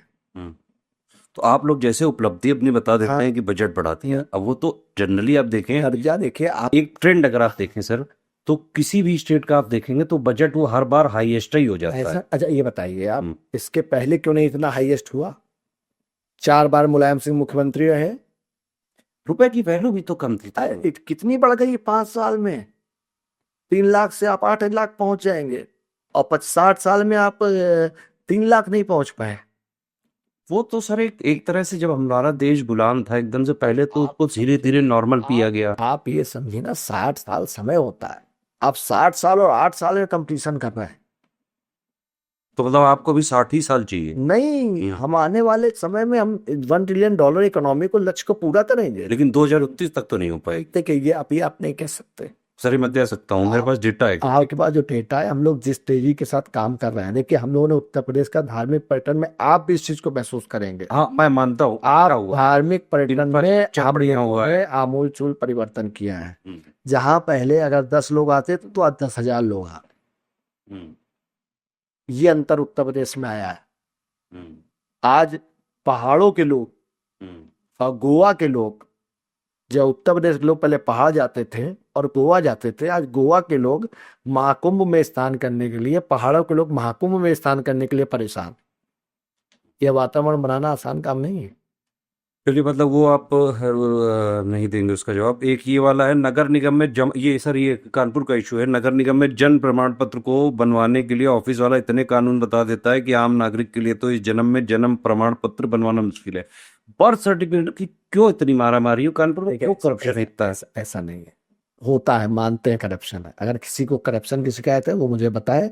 अच्छा, जनप्रतिनिधि होने के नाते मैं विश्वास दिलाता हूं कि मैं इस समस्या को दूर कराऊंगा। लेकिन जी कभी कभी कुछ ऐसी समस्याएं भी होती हैं, जानकारी का अभाव रहता है। अब जैसे किसी की मृत्यु, मान लीजिए वो यहाँ रहता है कानपुर नगर निगम में, और उसकी मृत्यु उन्नाव में हो गई, तो ये कानून है कि उसका मृत्यु प्रमाण पत्र उन्नाव में बनेगा। अच्छा, और वो बेचारा नगर निगम चला जाता है। लेकिन बर्थ सर्टिफिकेट बनाने में चक्कर तो लगवाते हैं। बिल्कुल आप सही कह रहे हैं। देखिए मैं नहीं कहता नहीं कर रहे हैं, 99% ये दोषी हैं, लेकिन इसके लिए जनप्रतिनिधियों की जिम्मेदारी है। हमारे स्थानीय विधायक जो जिस क्षेत्र के हैं, उनको ये जिम्मेदारी को चुनौती के रूप में स्वीकार करना चाहिए। और अधिकारी क्या है, करेंगे काम, कैसे नहीं करेंगे काम, हम कराते हैं। जा रहा है। अरे आपको मैं बता रहा हूँ, मेरे क्षेत्र में तो नगर निगम नहीं आता है, लेकिन उसके बाद भी नगर निगम के जब लोग आते हैं, मैं बात करता हूँ भाई, सब बात सुनते हैं, काम करते हैं। हम्म। 2-3 क्वेश्चन और है बस। मोदी जी अभी जैसे अगले साल, इसी साल 75 ईयर्स पे हो जाएंगे। आप लोग की एक पार्टी की पॉलिसी की 75 ईयर में रिटायर हो जाते हैं। बाकी कई सारे बड़े कद्दावर नेता को रिटायर किया गया, मोदी जी भी हो जाएंगे? देखिए, ये एक ऐसा प्रश्न है हाँ। जिसका जवाब मोदी जी दे सकते हैं हाँ। और हमारा पार्टी का नेतृत्व दे सकता है। लेकिन आपके आपके भी सही प्लेटफॉर्म पे आपको पूछना चाहिए, सही स्थान पे पूछना चाहिए। ये तो मैं तो इतना ही बोल रहा हूँ, ठीक आप ठीक। भी समझ सकते हैं। किसी भी नेता से अगर आप पूछो कि भाई जो है आप पर आपराधिक मुकदमे क्यों हैं, तो वो कहते हैं विपक्ष ने लगाए। तो इसका मतलब ये मान लेना चाहिए सारे नेता कट्टर ईमानदार है? देखिए, मुकदमों से नहीं होता, न्यायालय ने क्या निर्णय किया है। लोकतंत्र में न्यायालय का निर्णय का मान्यता है ना, न्यायालय जो निर्णय करेगा वो माना जाएगा। अभी आरएसएस के 100 वर्ष पूरे हो रहे हैं, तो मतलब थोड़ा बताइए हमारे युवाओं को क्या कंट्रीब्यूशन रहा आरएसएस का, और मतलब उसके लिए क्या आप जो है मोटिवेट करना चाहेंगे? देखिए, आरएसएस ने सबसे बड़ा काम हमारी संस्कृति के लिए किया है। आज सनातन के बारे में, हमारे इतिहास के बारे में, हमारे महापुरुषों के बारे में, हिंदुत्व के बारे में आज जो जन जागरण किया है, जो आज हमको आपको देखने को मिल रहा है, आज कहीं ना कहीं जो सनातनी एक धारा में चल रहे हैं, इसमें आरएसएस का बहुत बड़ा योगदान है, जिसको हम लोग इग्नोर नहीं कर सकते। अच्छा, अपने क्षेत्र की जनता के लिए कोई संदेश देना चाहेंगे जाते जाते? अपने क्षेत्र की जनता के लिए, कानपुर की जनता के लिए बस मैं इतना कहूंगा, हमको सकारात्मक रहना चाहिए, रचनात्मक रहना चाहिए, पॉजिटिव रहना चाहिए। हमको विकास की धारा में अपने क्षेत्र को किस तरह आगे बढ़े, और इतिहास के पन्नों को पलटते हुए, अपने महापुरुषों को याद करते हुए, अपने कानपुर को का पुराना गौरव, पुराना वैभव कैसे हम लोग वापस ला पाए, अपने बिठूर का पुराना गौरव वैभव कैसे वापस ला पाए, उसके लिए हम सबको सामूहिक प्रयास करना होगा। अकेले अभिजीत सिंह सांगा कुछ नहीं कर सकते। जब तक आप सबका सहयोग और आशीर्वाद नहीं मिलता रहेगा, तब तक इन सभी कार्यों को हम फलीभूत नहीं कर पाए। एक और लास्ट, आप एक्चुअली सोशल मीडिया में आपको युवा वर्ग बहुत फॉलो करता है, युवाओं के लिए क्या मैसेज होना चाहिए? युवाओं के लिए मैं बार बार कहता हूँ, अपनी लाइफ में आप किसी भी फील्ड पे हो, आप जॉब में हो, आप सोशल सर्विस कर रहे हो, या भी आपका कोई और प्लान हो, आप कभी शॉर्टकट मत अपनाइएगा। मेहनत करो, मेहनत करिए, संघर्ष करिए। संघर्ष और परिश्रम ही एकमात्र पूंजी है जिससे आप सफलता पा सकते हैं। चलिए बहुत बहुत शुक्रिया और धन्यवाद आपका। All the best.